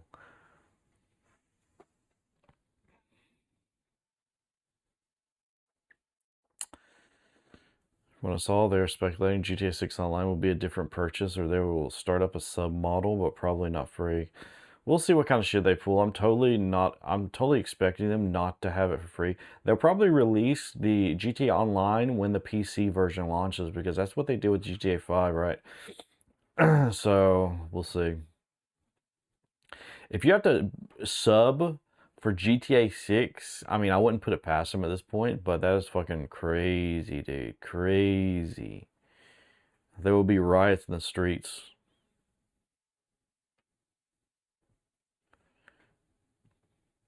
Here's some fancy stuff for your game room you could buy. Like elements of the controller, but also like how people use it. You know, how people store it, how they charge it, and just making sure that... We'll be back. Yeah, we Real use quick. some of our IKEA smarts to help you organize all the gear you have around the game. Yeah. One of the fun things about this project was IKEA and Xbox both share the same philosophy of making products that solve real problems, that are expressed in a way that anybody can enjoy them at home. And grounding on that, we really start to unlock new ideas and thoughts, and it shows up in all of the collection. Yeah, for sure. Lord knows I need some IKEA smarts as well at my gaming at home. That's so right. It's great. So guys, can I get my hands on this collection maybe at my local IKEA store or even online? Yeah, very soon. Okay, how soon, baby? When do you expect to launch? We'll launch globally from October 1st this year. Wow, awesome! Just around the corner, absolutely. Just around the corner, not long to wait at all. I can't wait as well, especially for that D-pad tray. I need that immediately if I can have it. Or maybe even this delightful little cushion. Can I One give of my this one? favorites. One of your favorites? Yep. Love That it. one's for you. Yay! Okay, sorry. Thanks, guys. Well, I mean, Xbox and IKEA feel like they've officially leveled up the gaming space for us at home as well. How does it feel to finally reveal this collection here at Gamescom for you both? Go ahead, Philip. Yeah, amazing. I mean, Gamescom is the world's biggest gaming event, and to see the product, out in the wild, experienced by fans and gamers, people trying out, and finding all the Easter eggs and the fun details that we've put into the designs. It's been years in the making, so it feels fantastic. It feels really good. I mean, this is the first time for Xbox at Gamescom to actually have a partnership like this with IKEA right here in the booth.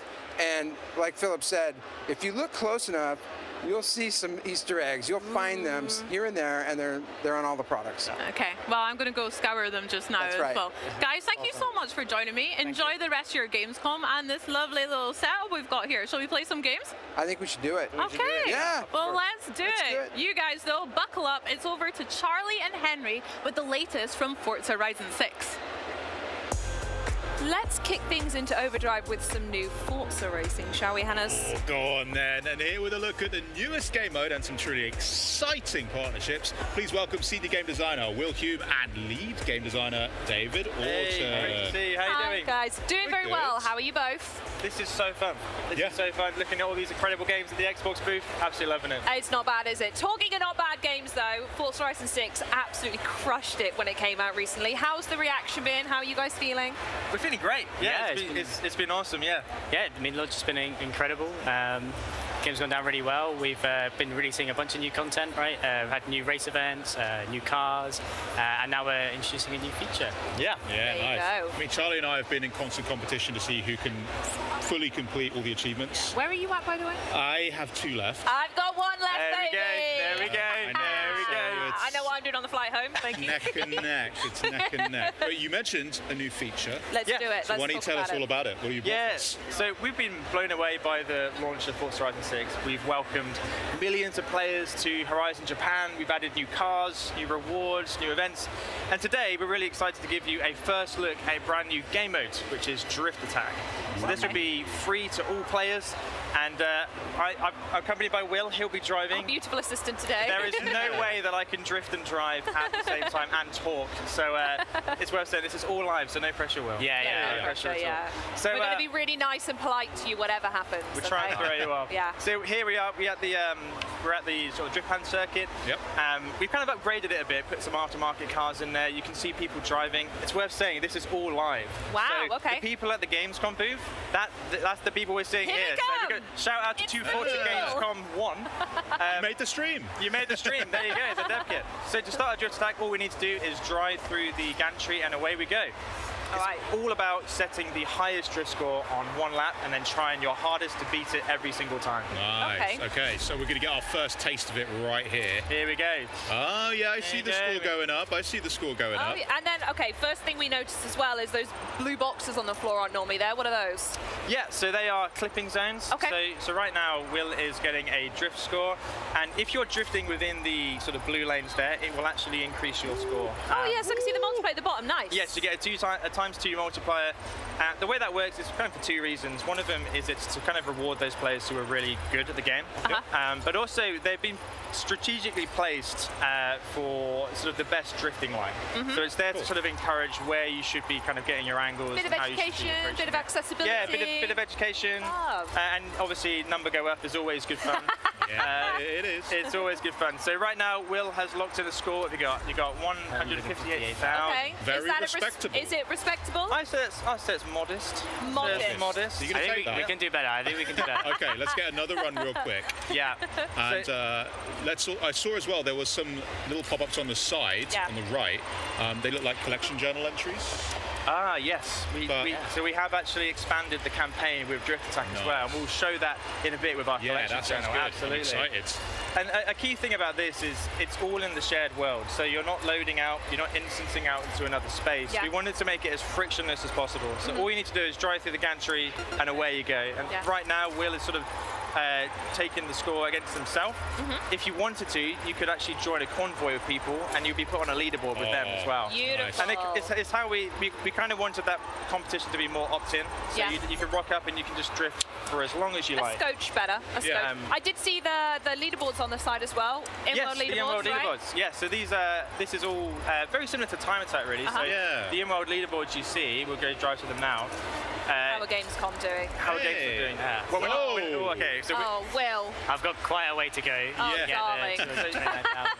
Whoever was 2 Forza Gamecom 6, whoever that was, they got the best score. So this is actually really live, and these leaderboards, they reset each week as well. Nice. So this looks across the entire community as well. So you could be driving past a Drift Attack circuit and you see your friends on the leaderboard and they've topped your score. And you wanna, it's like a great way. Yeah, exactly. And then away you go. And as you said, it's a permanent mode, so you can constantly keep your eye on it, right? Come back to it, have another go. Exactly. Yeah. So beautiful. With that, this is a game mode you can play today, And in the future, you don't get left behind. This is all ready for players from the moment it goes live. And with that, we've got some permanent rewards. So let's look at those. Yeah, let's do it. This is the collection journal that you mentioned, right, Hem? Yeah, I mean, beautiful. One other thing I did see that was quite cool was similar to Time Attack, you've got kind of splits. Yeah, okay, yeah. So you know which segments you're kind of improving. What you need to work on. Too, Yeah. Absolutely, nice. yeah. Like you kind of see if you're doing better. Here we go. Go on, Will. Yeah. There we go. Yeah. It's working. He's beginning to believe. Can I just say, by the way, the collection journals, I've not had a chance to speak to you since. I love them. I'm hooked. I'm a tick box list kind of gal. I love that. And knowing what to go in and having some sort of direction is so helpful. So you mentioned that Drift Attack has its own element within the journal, right? It does. Let's take a look. So Drift Attack's permanent new mode, as we've said. So we've integrated it into the collection journal on the Horizon Festival campaign. So once you get your yellow wristband, you'll have unlocked it at the Shimano circuit, and you can take part. So it's got a whole new category for Drift Attack. Beautiful. With its own collection items. Similar to Time Attack, you'll get them for completing laps, but instead of PI classes, we've kind of focused on different car buckets that make sense for drift. So you've got drift cars, sports cars, retro super saloons. I think that adds an element of like thinking about it, because you can make an S1 or whatever and find someone else's tune and then go and do it, and then hey, well done, you're great. But actually applying to a specific car type, that's the challenge. I really like that. That's the hope. It encourages people to try different cars as well they might not have tried. Amazing. But it comes with that as well. Obviously, we have brand new rewards for this category. So we've got a Drift Attack race helmet and suit, which is super cool. People want more of that sort of stuff, so you'll be able to apply that to your character. Then the coolest reward is a brand new Forza Edition, the Jaguar XJS Forza Edition. So this is our first post-launch new Forza Edition, similar to the ones we did for the game's launch. It's a complete kind of rework of the car. Yeah. You can see this is what we've been driving throughout this stream, so we can kind of see it in action. Yeah, here it is. It's not bad looking. Yeah, you've done all right there. Yeah, well done. We'll confirm you've done all right with that. Can we get closer to it? Learn what's so special about it? Let's have a look at it in Forza Vista. Yeah, because one of my favourite things is just how wildly detailed the Forza editions are. Like, I look at my Mazda and I'm like, oh, hell yeah. Engine block, love that. Yeah. I look at the Terreno and like, when you're looking at it in first person, there's the coffee cup. And the details unreal. So yeah, let's see what the details are on the Jaguar. Yeah, absolutely. The vehicle art team and handling team are incredible at Playground, and they've kind of knocked it out of the park again with this car. So this was inspired by kind of grassroots drift scene. So they wanted to build something that felt like someone had built it themselves and kind of had that personality to it. So yeah, they've got these amazing decals like this, the unit cat. It's on the windows of the car. We've got stuff like, you can see like they've taken out the side windows to reduce weight on the car, and they've taken off the door handles as well and put kind of little clips in there you can see. If we go to the rear of the car and take the back kind of boot off, we'll see the inside as well, where they've got these massive kind of air vents for the drift internals so that to keep the car cool when it's hitting the limiter all the time. And even like the detail, you can see these kind of metal blocks at the edges, which is where the rear wing mounts onto. So it's kind of like that attention to detail again there. Yeah. You can see like where it kind of cuts in. Love it. So if we have a look at the interior as well. By the way, if you guys need like a, I don't know, like a Charlie edition horn for the car, it being a Jaguar, it could be like a or something, right? Yeah, maybe. Should we try and get it in? Stunt Maybe. silence is a great reaction to. We'll need everyone to be quiet for a sec while we record it, but sure. We might be able to sample that and get it in. Yeah, all right, let's get some big wigs on that, yeah?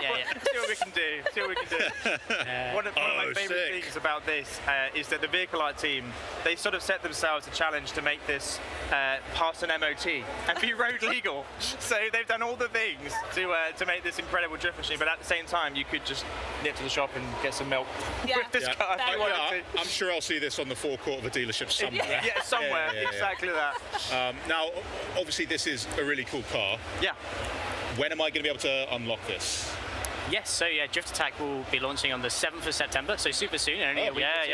Nice. The car will launch at the same time, and the same as the feature, cars permanently added. It will always live in the collection journal, so whenever you join the game, you'll be able to play Drift Attack and unlock the Forza Edition Jaguar. Cool, so not a seasonal unlock, it's there no matter what time you forever. Car's there forever, mode's there forever. Absolutely. Do you mind if either me or Henry have a go right now? Absolutely, go for it. Is that all right? Do you want to rock, paper, scissors for it? Okay. Yeah? Okay, You're you ready? going down. Yeah?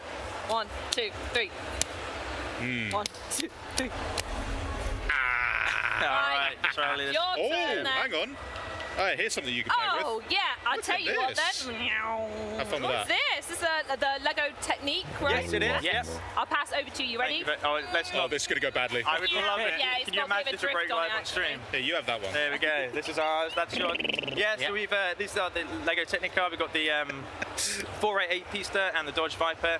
Right now, if you go to your message center, you can get a version of these cars with a sort of replica livery that looks very similar to these cars you see here. They look very cool. I wonder who's going to take these home. No one's ever said that. Like, we've got these props, and I'm kind of like, well, whose are they? They look awesome, and they look awesome in game as well. So that's a fantastic partnership we got with Lego Technic. I look forward to hunting them down. Henry, I'm going to play with a toy car if you want to play with the digital one. Right? We have another partnership as well, right? Coming up. We've kind of announced today at Gamescom. So we're also going to be partnering with 7-Eleven, which is super exciting for us. We've got the booth here and everything. Anyone here has kind of seen it with the super out the front. So yeah, that's going to be coming in October. There's going to be an evolving world as part of that. And yeah, we look forward to kind of talking about that more nearer the time, but something for players to look forward to there as well. Hell yeah. You guys have been cooking. Honestly. Well, what we're looking forward to now is seeing drifting skills. Your turn, Henry. We've seen the leaderboard set by Will. Do you mind if I change the settings? No. That's the sound of a pro. Yeah, that's the sound of a pro right now. Do you mind if I do it live? Now changing the settings. I think we need an equal comparison. You know what? You're right. Oh, this thing's got some.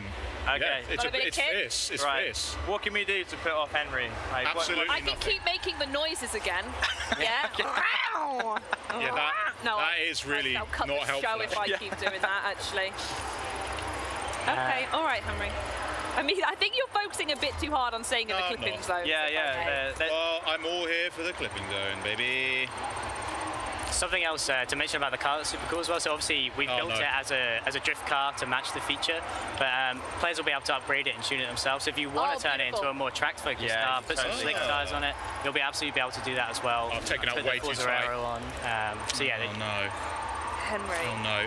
Have we left damage on? No, we're good. We're good. You're good. Yeah. It's only Did you like how I changed the camera while I was driving? Yeah, really cinematic, Henry. Are you trying to distract us from the gameplay?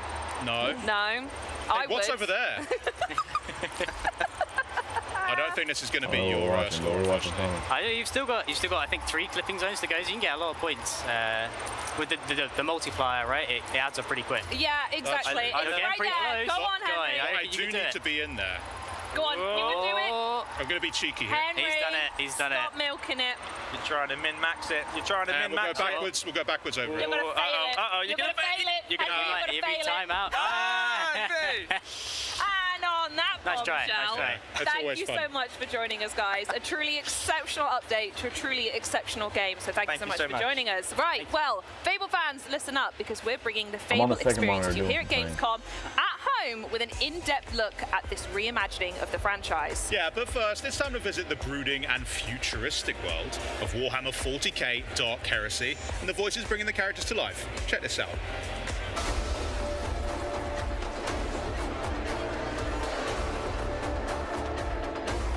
Yeah, they need to hurry up with these fables. I'm used to killing Xenos, not talking to them.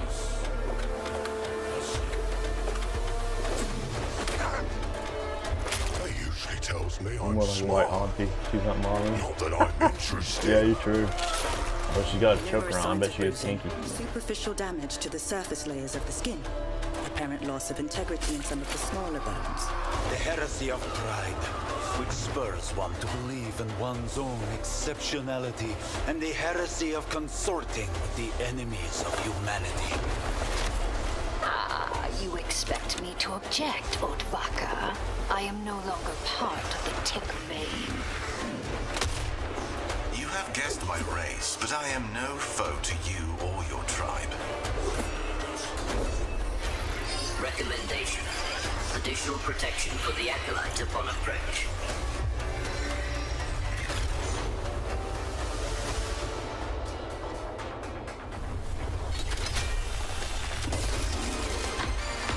Hey everyone, this is Josh from Octopus Panic, and I'm here to give you a closer look at our game, Gravhounds. Gravhounds is a 1-to-4 player co-op action builder starring a crew of blue-collar working dogs who are lost in space and trying to find their way home. Each shift starts aboard the mining ship, where the crew gathers before heading out. From here, we'll pick a job and launch the mission. Oh yeah, here we go. Once we're planetside, everything starts from the collector. This is our dropship, and it's the center of our operation. To begin, we'll lay out some pipeline, which is the power network that allows us to expand across the planet. With the pipeline in place, the first thing we want to build is the fabricator. This is a factory in a box that allows us to produce build kits for our turrets and other infrastructure. Every Gravhound is equipped with a grav beam. This can be used to collect resources, build defensive infrastructure, and even manage the local wildlife. Some resources are extremely volatile, which can come in handy if used correctly. Still got it. Collecting resources earns us build credits, which can be spent to expand our operation. Go here. Okay, with defenses in place, we can move on to our main job. An excavator has been dropped from orbit near a buried artifact. It needs power to work, so we'll push the pipeline across the planet, set up some defenses around the site, and then connect it. Once we bring this thing online, it's going to attract a lot of attention. Here they come. Each Gravhound has a booster rig that lets them move quickly and fluidly around the environment. As the pressure rises, so does our power.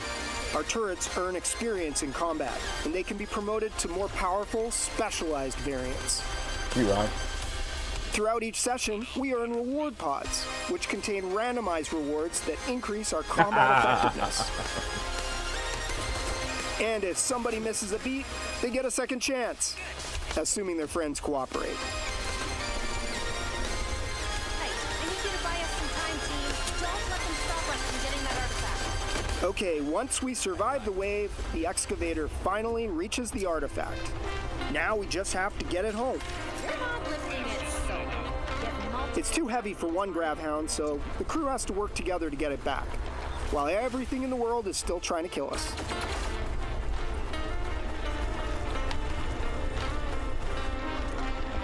Once we secured the artifact, we can prep the ship for launch. That's underway. It shouldn't take too long. This won't go unnoticed. And this is it. This is when everything that we've built, everything that we've upgraded throughout the session, all of that really matters. Because now we need to hold out for one final wave until the collector is... Oh shit, what happened?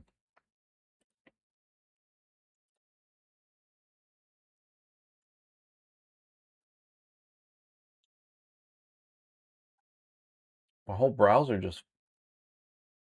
That's what I get. Why my whole browser fucking froze?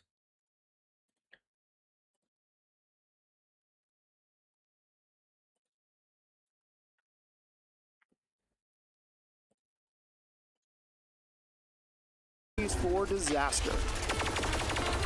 And that's Gravhounds. Gravhounds is coming to Xbox and PC, and it's available day one with Game Pass. Fable's next.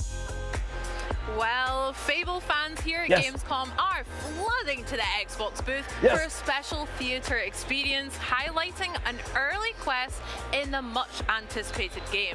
And joining me now to bring you guys at home through the demo experience, please welcome Fable game director Ralph Fulton. How are you, Ralph? Great to have you. Super well, thank you for having me. How are you? I'm so good, thank you for asking. Having a great time at Gamescom. I'm upset that I haven't been over to the theater experience just yet, but maybe I can take a little sneak peek now with you. Absolutely, let's go through it. Sounds good. Now, set the scene for us. What can we expect to see from the demo?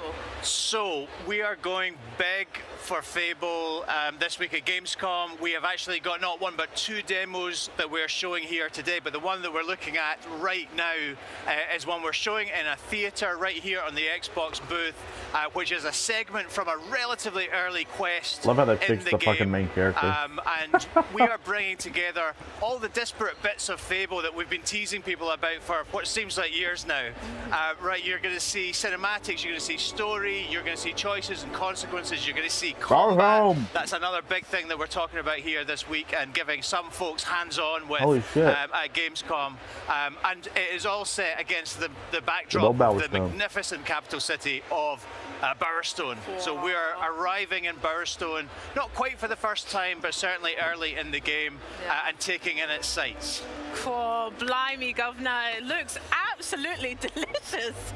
Now, you mentioned we're here at Bowerstone. Talk to us a little bit about maybe this city as well as some of the other ones, and how they'll play a role on how the villagers interact, or how our character navigates through them. Absolutely. So Bowerstone, capital of Albion, biggest city in Albion. I think there are some 400 of those 1,000 handcrafted NPCs we've talked about before living right here in the city. 130 houses that you can buy. I think there's about 40 businesses you can buy as well. Holy shit, that's crazy. Tons and tons to see and do and purchase and get involved with. And obviously that living population is really the sort of beating heart of our game. It's like in a Greek chorus that reflects the things you do back at you.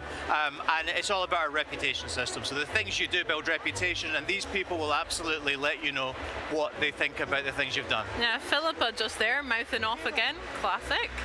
They are not backwards and coming forwards when it's about, you know, telling you what they think about the things you've done. They are very opinionated indeed. Wow. Yeah, this is a new girl. Now, this guy is actually my husband. That's Elliot. So funny, so strange. Hello, Elliot. I have been to Bowerstone before, and we got married. This is where we live. This is a house. All the buildings in the city, and indeed the game, you can go inside. They all have fully realized interiors. Dude, the design, hell yeah. the level of detail is just incredible. We live here, Elliot and I, with our daughter Daisy, who's just round the corner here. That's badass. Congratulations. Dude, look at that. That's so cool. Oh. Yeah, we're going to leave our father to deal with that question. Probably. That's easier. The interior is absolutely gorgeous, Ralph. It really is. Yeah, incredible work from our artists, incredible work from our technicians. A really, really beautiful game, and very varied within Bowerstone. We're going to see a variety of different parts of the city, which will all reflect the different statuses of the people who live here. Gorgeous. Wow. So whereabouts are we headed off to? What is our hero up to on this journey? Great. Well, quick story recap. What has brought us here is obviously that terrible event that happened at the start of the game. You'll remember from Dev Direct, I hope that your village was turned to stone, including your grandma. Very sad. You grew up, you have left the village, and you're now looking for the help of the legendary heroes of the Heroes Guild, because Grandma said that if you're ever in trouble, that's where you should go to get some help. We couldn't quite get into the Heroes Guild earlier. We went and got a key from our brother Connor, and now we have used that key to access the Heroes Guild. We're looking for Humphrey the Golden, who you might remember from a trailer we did a couple of years ago. Yeah. We believe he's the guy that can help us save our grandma and our village, and we're about to meet him right now. Let's find out. Poor grandma. Indeed.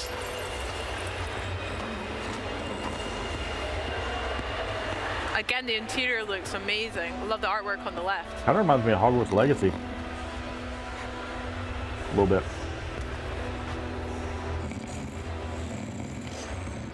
Look at the giant fucking mace. Doors would approve.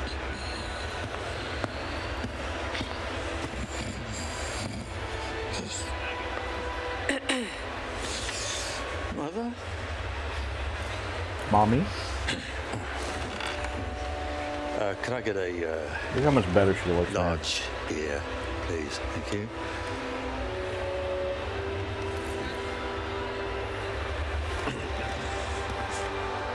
That's right.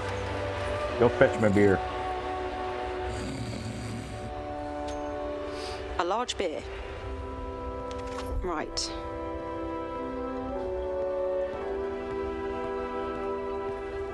Coincidence? Uh-oh. This will do. Uh-oh.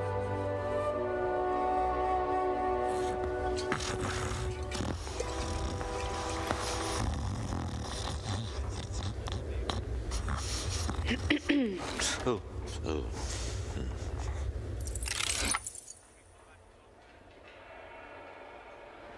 Obviously, you can choose to throw it over them or just hand it over. We've been asking the crowd in the theatre what they think. Just generally throw it over them. Interesting. So I think that's what we go for here. Oh, you took your bloody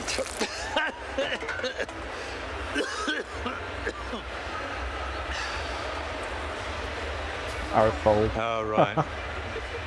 Hero. Yeah, of course you are. I need your help.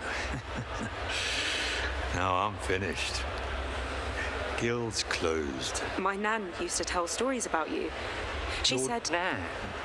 If you're some kind of mega fan, I think I've still got some merch out the back. Got shields with my face on. Sort of tabard things. She's trapped. They all are. My whole village. There was a woman in red. She could have been a hero. Or... You're a hero. You'll work it out. And what about you? You're being evicted. You gonna tell me what happened? I mean, I'm not particularly proud of it, but I ran up a few debts. I don't like to talk about that. I reached out to a local sculptor in town, commissioned him to capture my image in a raw and marble. Anyway, I don't know what I did wrong, but guys wouldn't pay me in the end. I did what anyone would do, and I went down to Ronnie's place. You lost the Heroes Guild on a bet.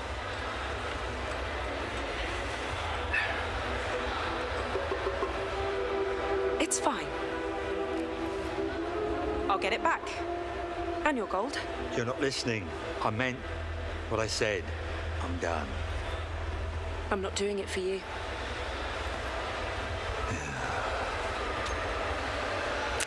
Well then, oh Humphrey. Yeah, they say never meet your heroes, right? What a letdown. Yeah.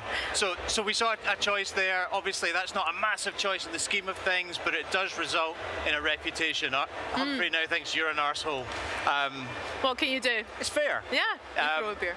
You will have millions of little choices like that, and they will scale up in importance and repercussions throughout the game, culminating right at the end of the game in some really earth-shattering permanent decisions you'll have to make, which will change the face of the world forever. Okay, wow. I don't know if I'm ready for those. It'll take a lot of time deciding if I want tea or coffee, so we'll find out about how I get on there.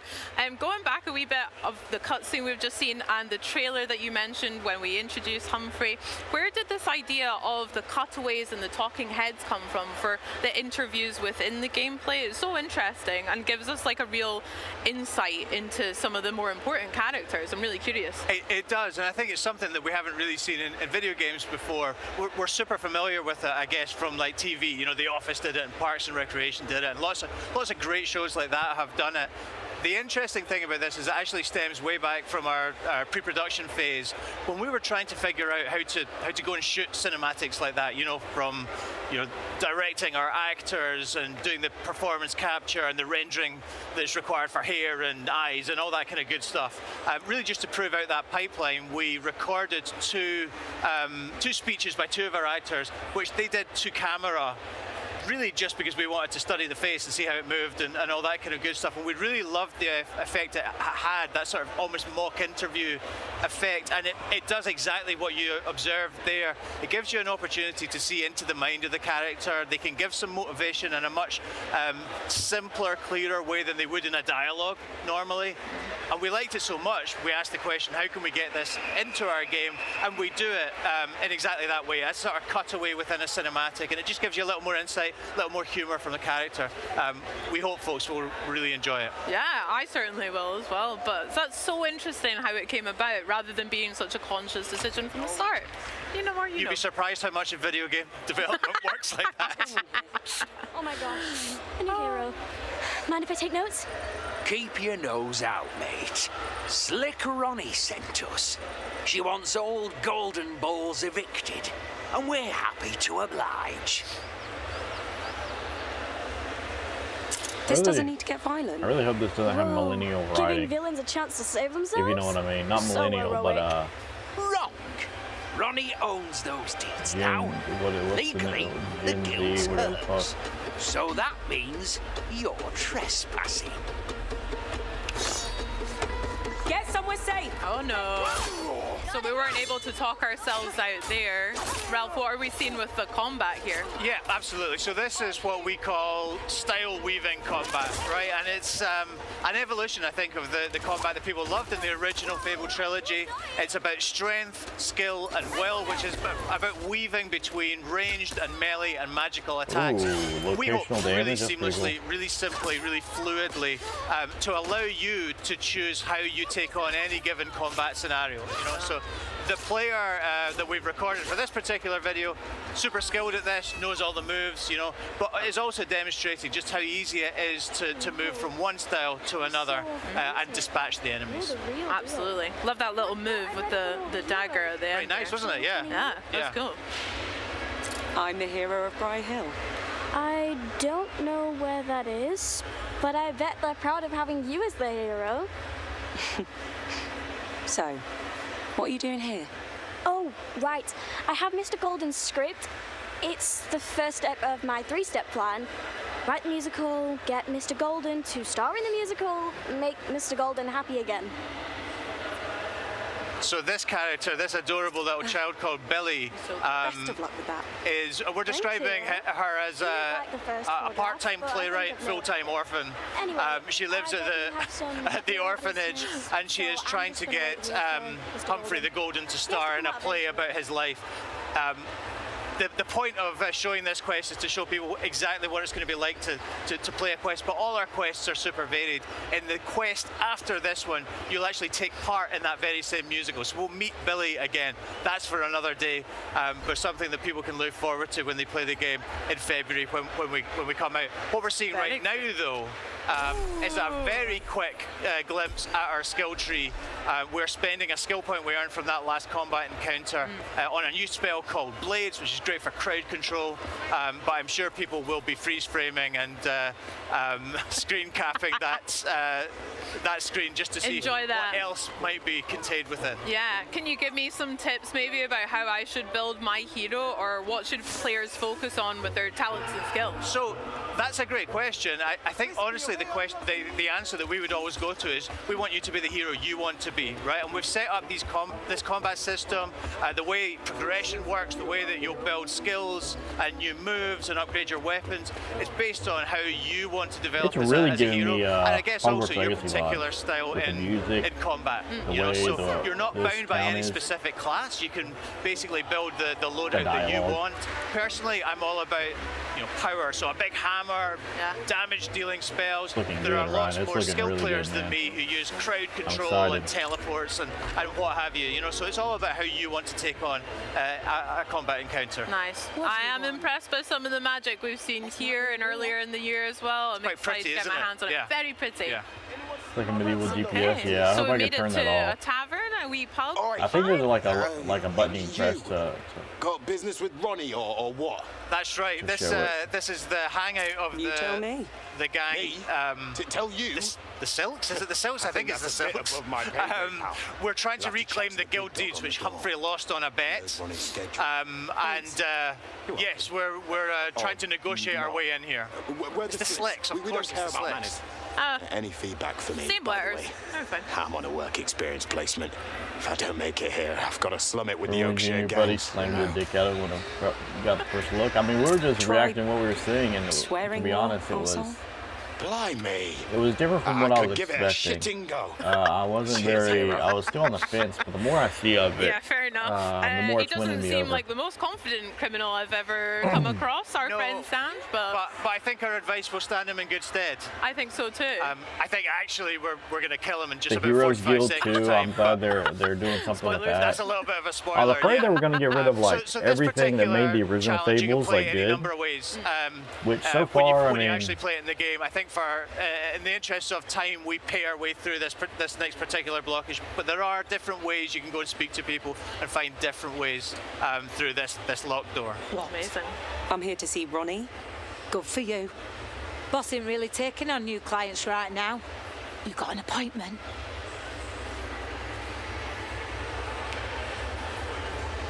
So yeah, we're cash rich. I so still we're would just have gonna liked pay them to kept the original art style of the Easy way. how There you go. the original Can't games you were. I look feel like the other everything. way? For that amount of coin. Not everything has to I'll be look like whichever way you photorealistic. tell me to, mate. You know? Why don't you go on through, eh? Make yourself at home, but not too at home. No touching the boss's stuff. What happened with She'll be with you shortly. Sarney, love her name as well. Was Yes. someone called Big Bap as well? Yeah, that was. I think that was another member of the gang. Ah. Yeah, and I love the way this Old city Standard looks, man. Picture, yeah. Could be worse. So we're looking for the guild deeds, and I guess the likelihood is that they're behind this locked door. But you know, our hero is resourceful. We're gonna pick this lock. She did give us a wee clue to have a look about. Well, tell us not to, but what are you going to do in this scenario? Not open the locked door? Exactly. Oh, I love all the trinkets we've got around here. Yeah, and very pretty. we don't do it in this video, but there's a lot more to rummage through in this Better get this back to the guild. in this particular room. But yeah, in the interest of time, we're just going to grab the guild deeds and go. Yeah, Ralph, I'm really guilty for that. I'll check in every nook and cranny. I do That'll the be same. good, Yeah. good. I think it's good player behaviour. Me too. Yes. Thank you. Vindication. I like that. Had a few too many pints, actually. You smug git. That's quite funny. I tell you what, though, it takes stones robbing from me in my own poorhouse. Humphrey used to be like that, back in the day, before he shit the bed and fell apart. Not that I haven't enjoyed watching the guild slowly bleed out. Well, you're bleeding out next. Now you're speaking my language. This hero causing you grief, boss. Nothing you lot can't sort out. Humphrey should have warned you not to fuck with me, hero. Bit late now. Sort them out. Okay, another real look at combat, another fracas I like the on our location hands all here. damage We too. spoke about Shoot them in some the of the leg, they different fucking go down. various combat that we can use for tools, melee, range, etc. How do they complement each other? Oh, And yeah, Ralph, dude. what's your preferred style? That's You mentioned that fucking big hammer earlier. So I love a big hammer. Yeah. I think exactly. And like I say, I tend to go for big damage dealing spells, like blades, like fireball. But you can play the game in a bunch of different ways. We actually had somebody playing in hands-on over in our behind closed doors demos today who absolutely blitzed through it. Incredible skill level, did it on the highest difficulty level. So our team were sort of standing around applauding. Kind of Wow. thing. So you can bring a lot to it. I think one of the things we're trying to show this week with the demos we're doing is that you can come to this with whatever skill level you have, and the game will meet you at it. We have a bunch of different difficulty levels, and also a range of enemies that will challenge you in different ways. Yeah, that sounds class. Speaking of a range of different enemies, we've got quite a large gentleman here with maybe a different level of threat than our heroes face. What are we seeing? Yeah, he's a big lad, isn't he? I wouldn't go as far as to say he's like a mini boss or anything like that. He's just a particularly large human enemy of which we have, Someone ran over bunch. for 1 week 67 Absolutely times. do have what we 6-7. class as mini bosses. Really large. Yeah, I'm glad enemies that are they rolled back on the fucking, even more of which a we have challenge like than this custom guy, and then we characters have right now, proper don't we? boss fights as well, as you can imagine, against Isabel, who we met in June in our showcase trailer, and who knows, perhaps against someone else as well. But yeah, this dude is just a really, really large guy with an axe, and as you can see, takes a bit of wearing down, but is ultimately no match for our hero. Obviously. Oh, absolutely sparked. Oh, shame about that Boom. beautiful mustache. Indeed. Oh well. Is that Big Bap? He should be called Big Bap. I wonder if it was Big Bap, actually. We didn't see Sanj there. Hopefully he got away. Maybe ran away from the criminal afterlife. Well, this looks absolutely stunning. I know I won't be alone in saying that, Ralph, so congrats to you, Let's see what the the team at chat's saying. Playground, everything for Fable. I can't wait to Why does actually it get do my this? hands and play. But if there's any Why does it do this to me? That's weird, man.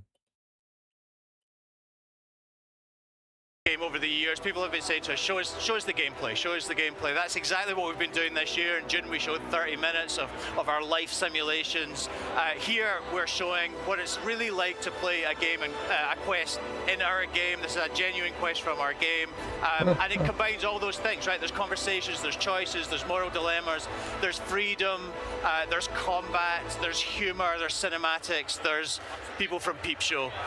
You know, so it's kind of got everything. We're getting a really great reaction from folks in the theatre at Gamescom this week. I hope many more will continue queuing for it tomorrow. And yeah, we're just hoping folks at home enjoyed this sneak peek at the game that we're building. Needs more gore and blood. I wasn't really bothered by that. Tomorrow. Ralph, thank you so much for sharing, and thank you for joining us as well. This Someone has been said you could tell this game was made by a woman. Well, guys, we've had such a great first day here at Gamescom. I hope you've enjoyed it just as much as I have. We've been able that's such an excuse people use when they just don't like the game. You could tell this game was made by a woman. Fucking idiots, man. I fucking nah, I can't stand people like that, brother. Fuck off, bro. Fuck off.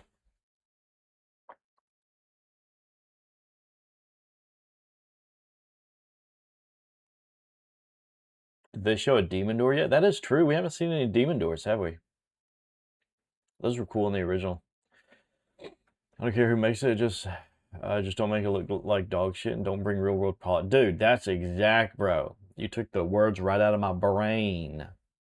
Void. That's really. That's it. That's really it, bro. It ain't that hard. But developers nowadays seem to struggle with that. 2026, and Benny, let's go ahead, get him! You don't even have a driver.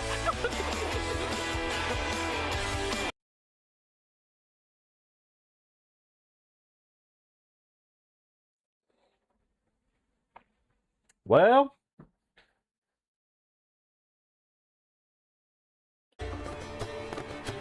what do you think about that? I was so happy with einsam genießen kann und einfach ein bisschen Exzess feiert. Ja, sehr schön. Ja. Und vielleicht nochmal für die Community. Them to happen like that. Think about that. So it is kind of tricky, but it requires a lot of testing. Woo! Look at Gerald, bro. We back in business with this. Yeah, it looked good, didn't it? It looked good, man.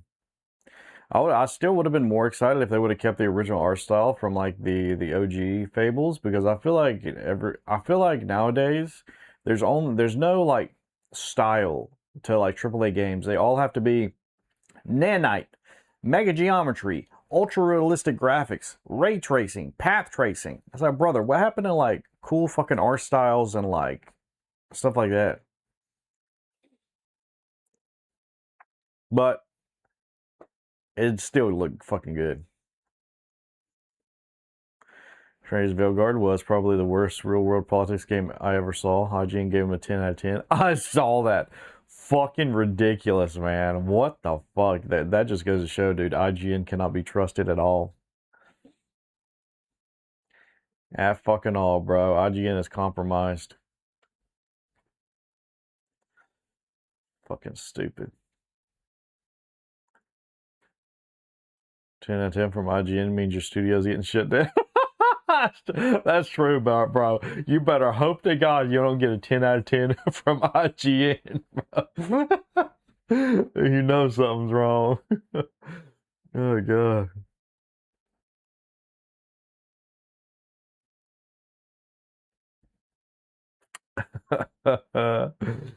Oh, it's funny. Man, I'm excited. I'm excited, bro.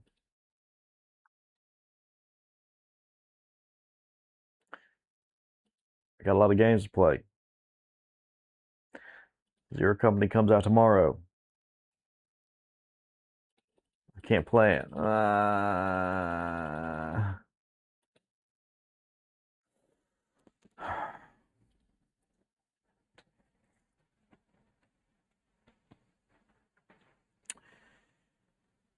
Yeah. We stacked.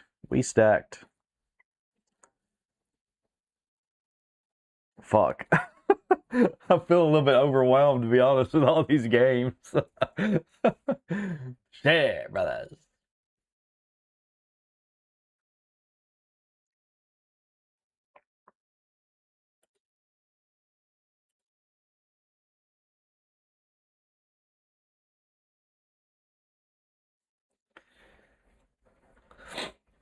Shit, bro.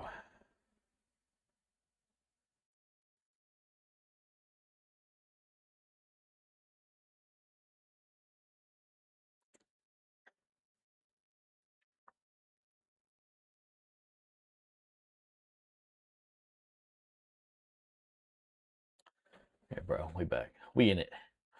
We in it, bro.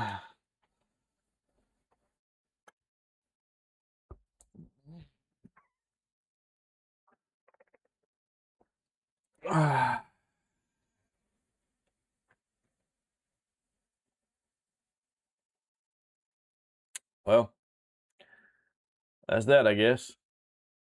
I'm probably gonna chill out tonight. There probably won't be a stream tonight. But we'll see. We'll see what happens. Yeah.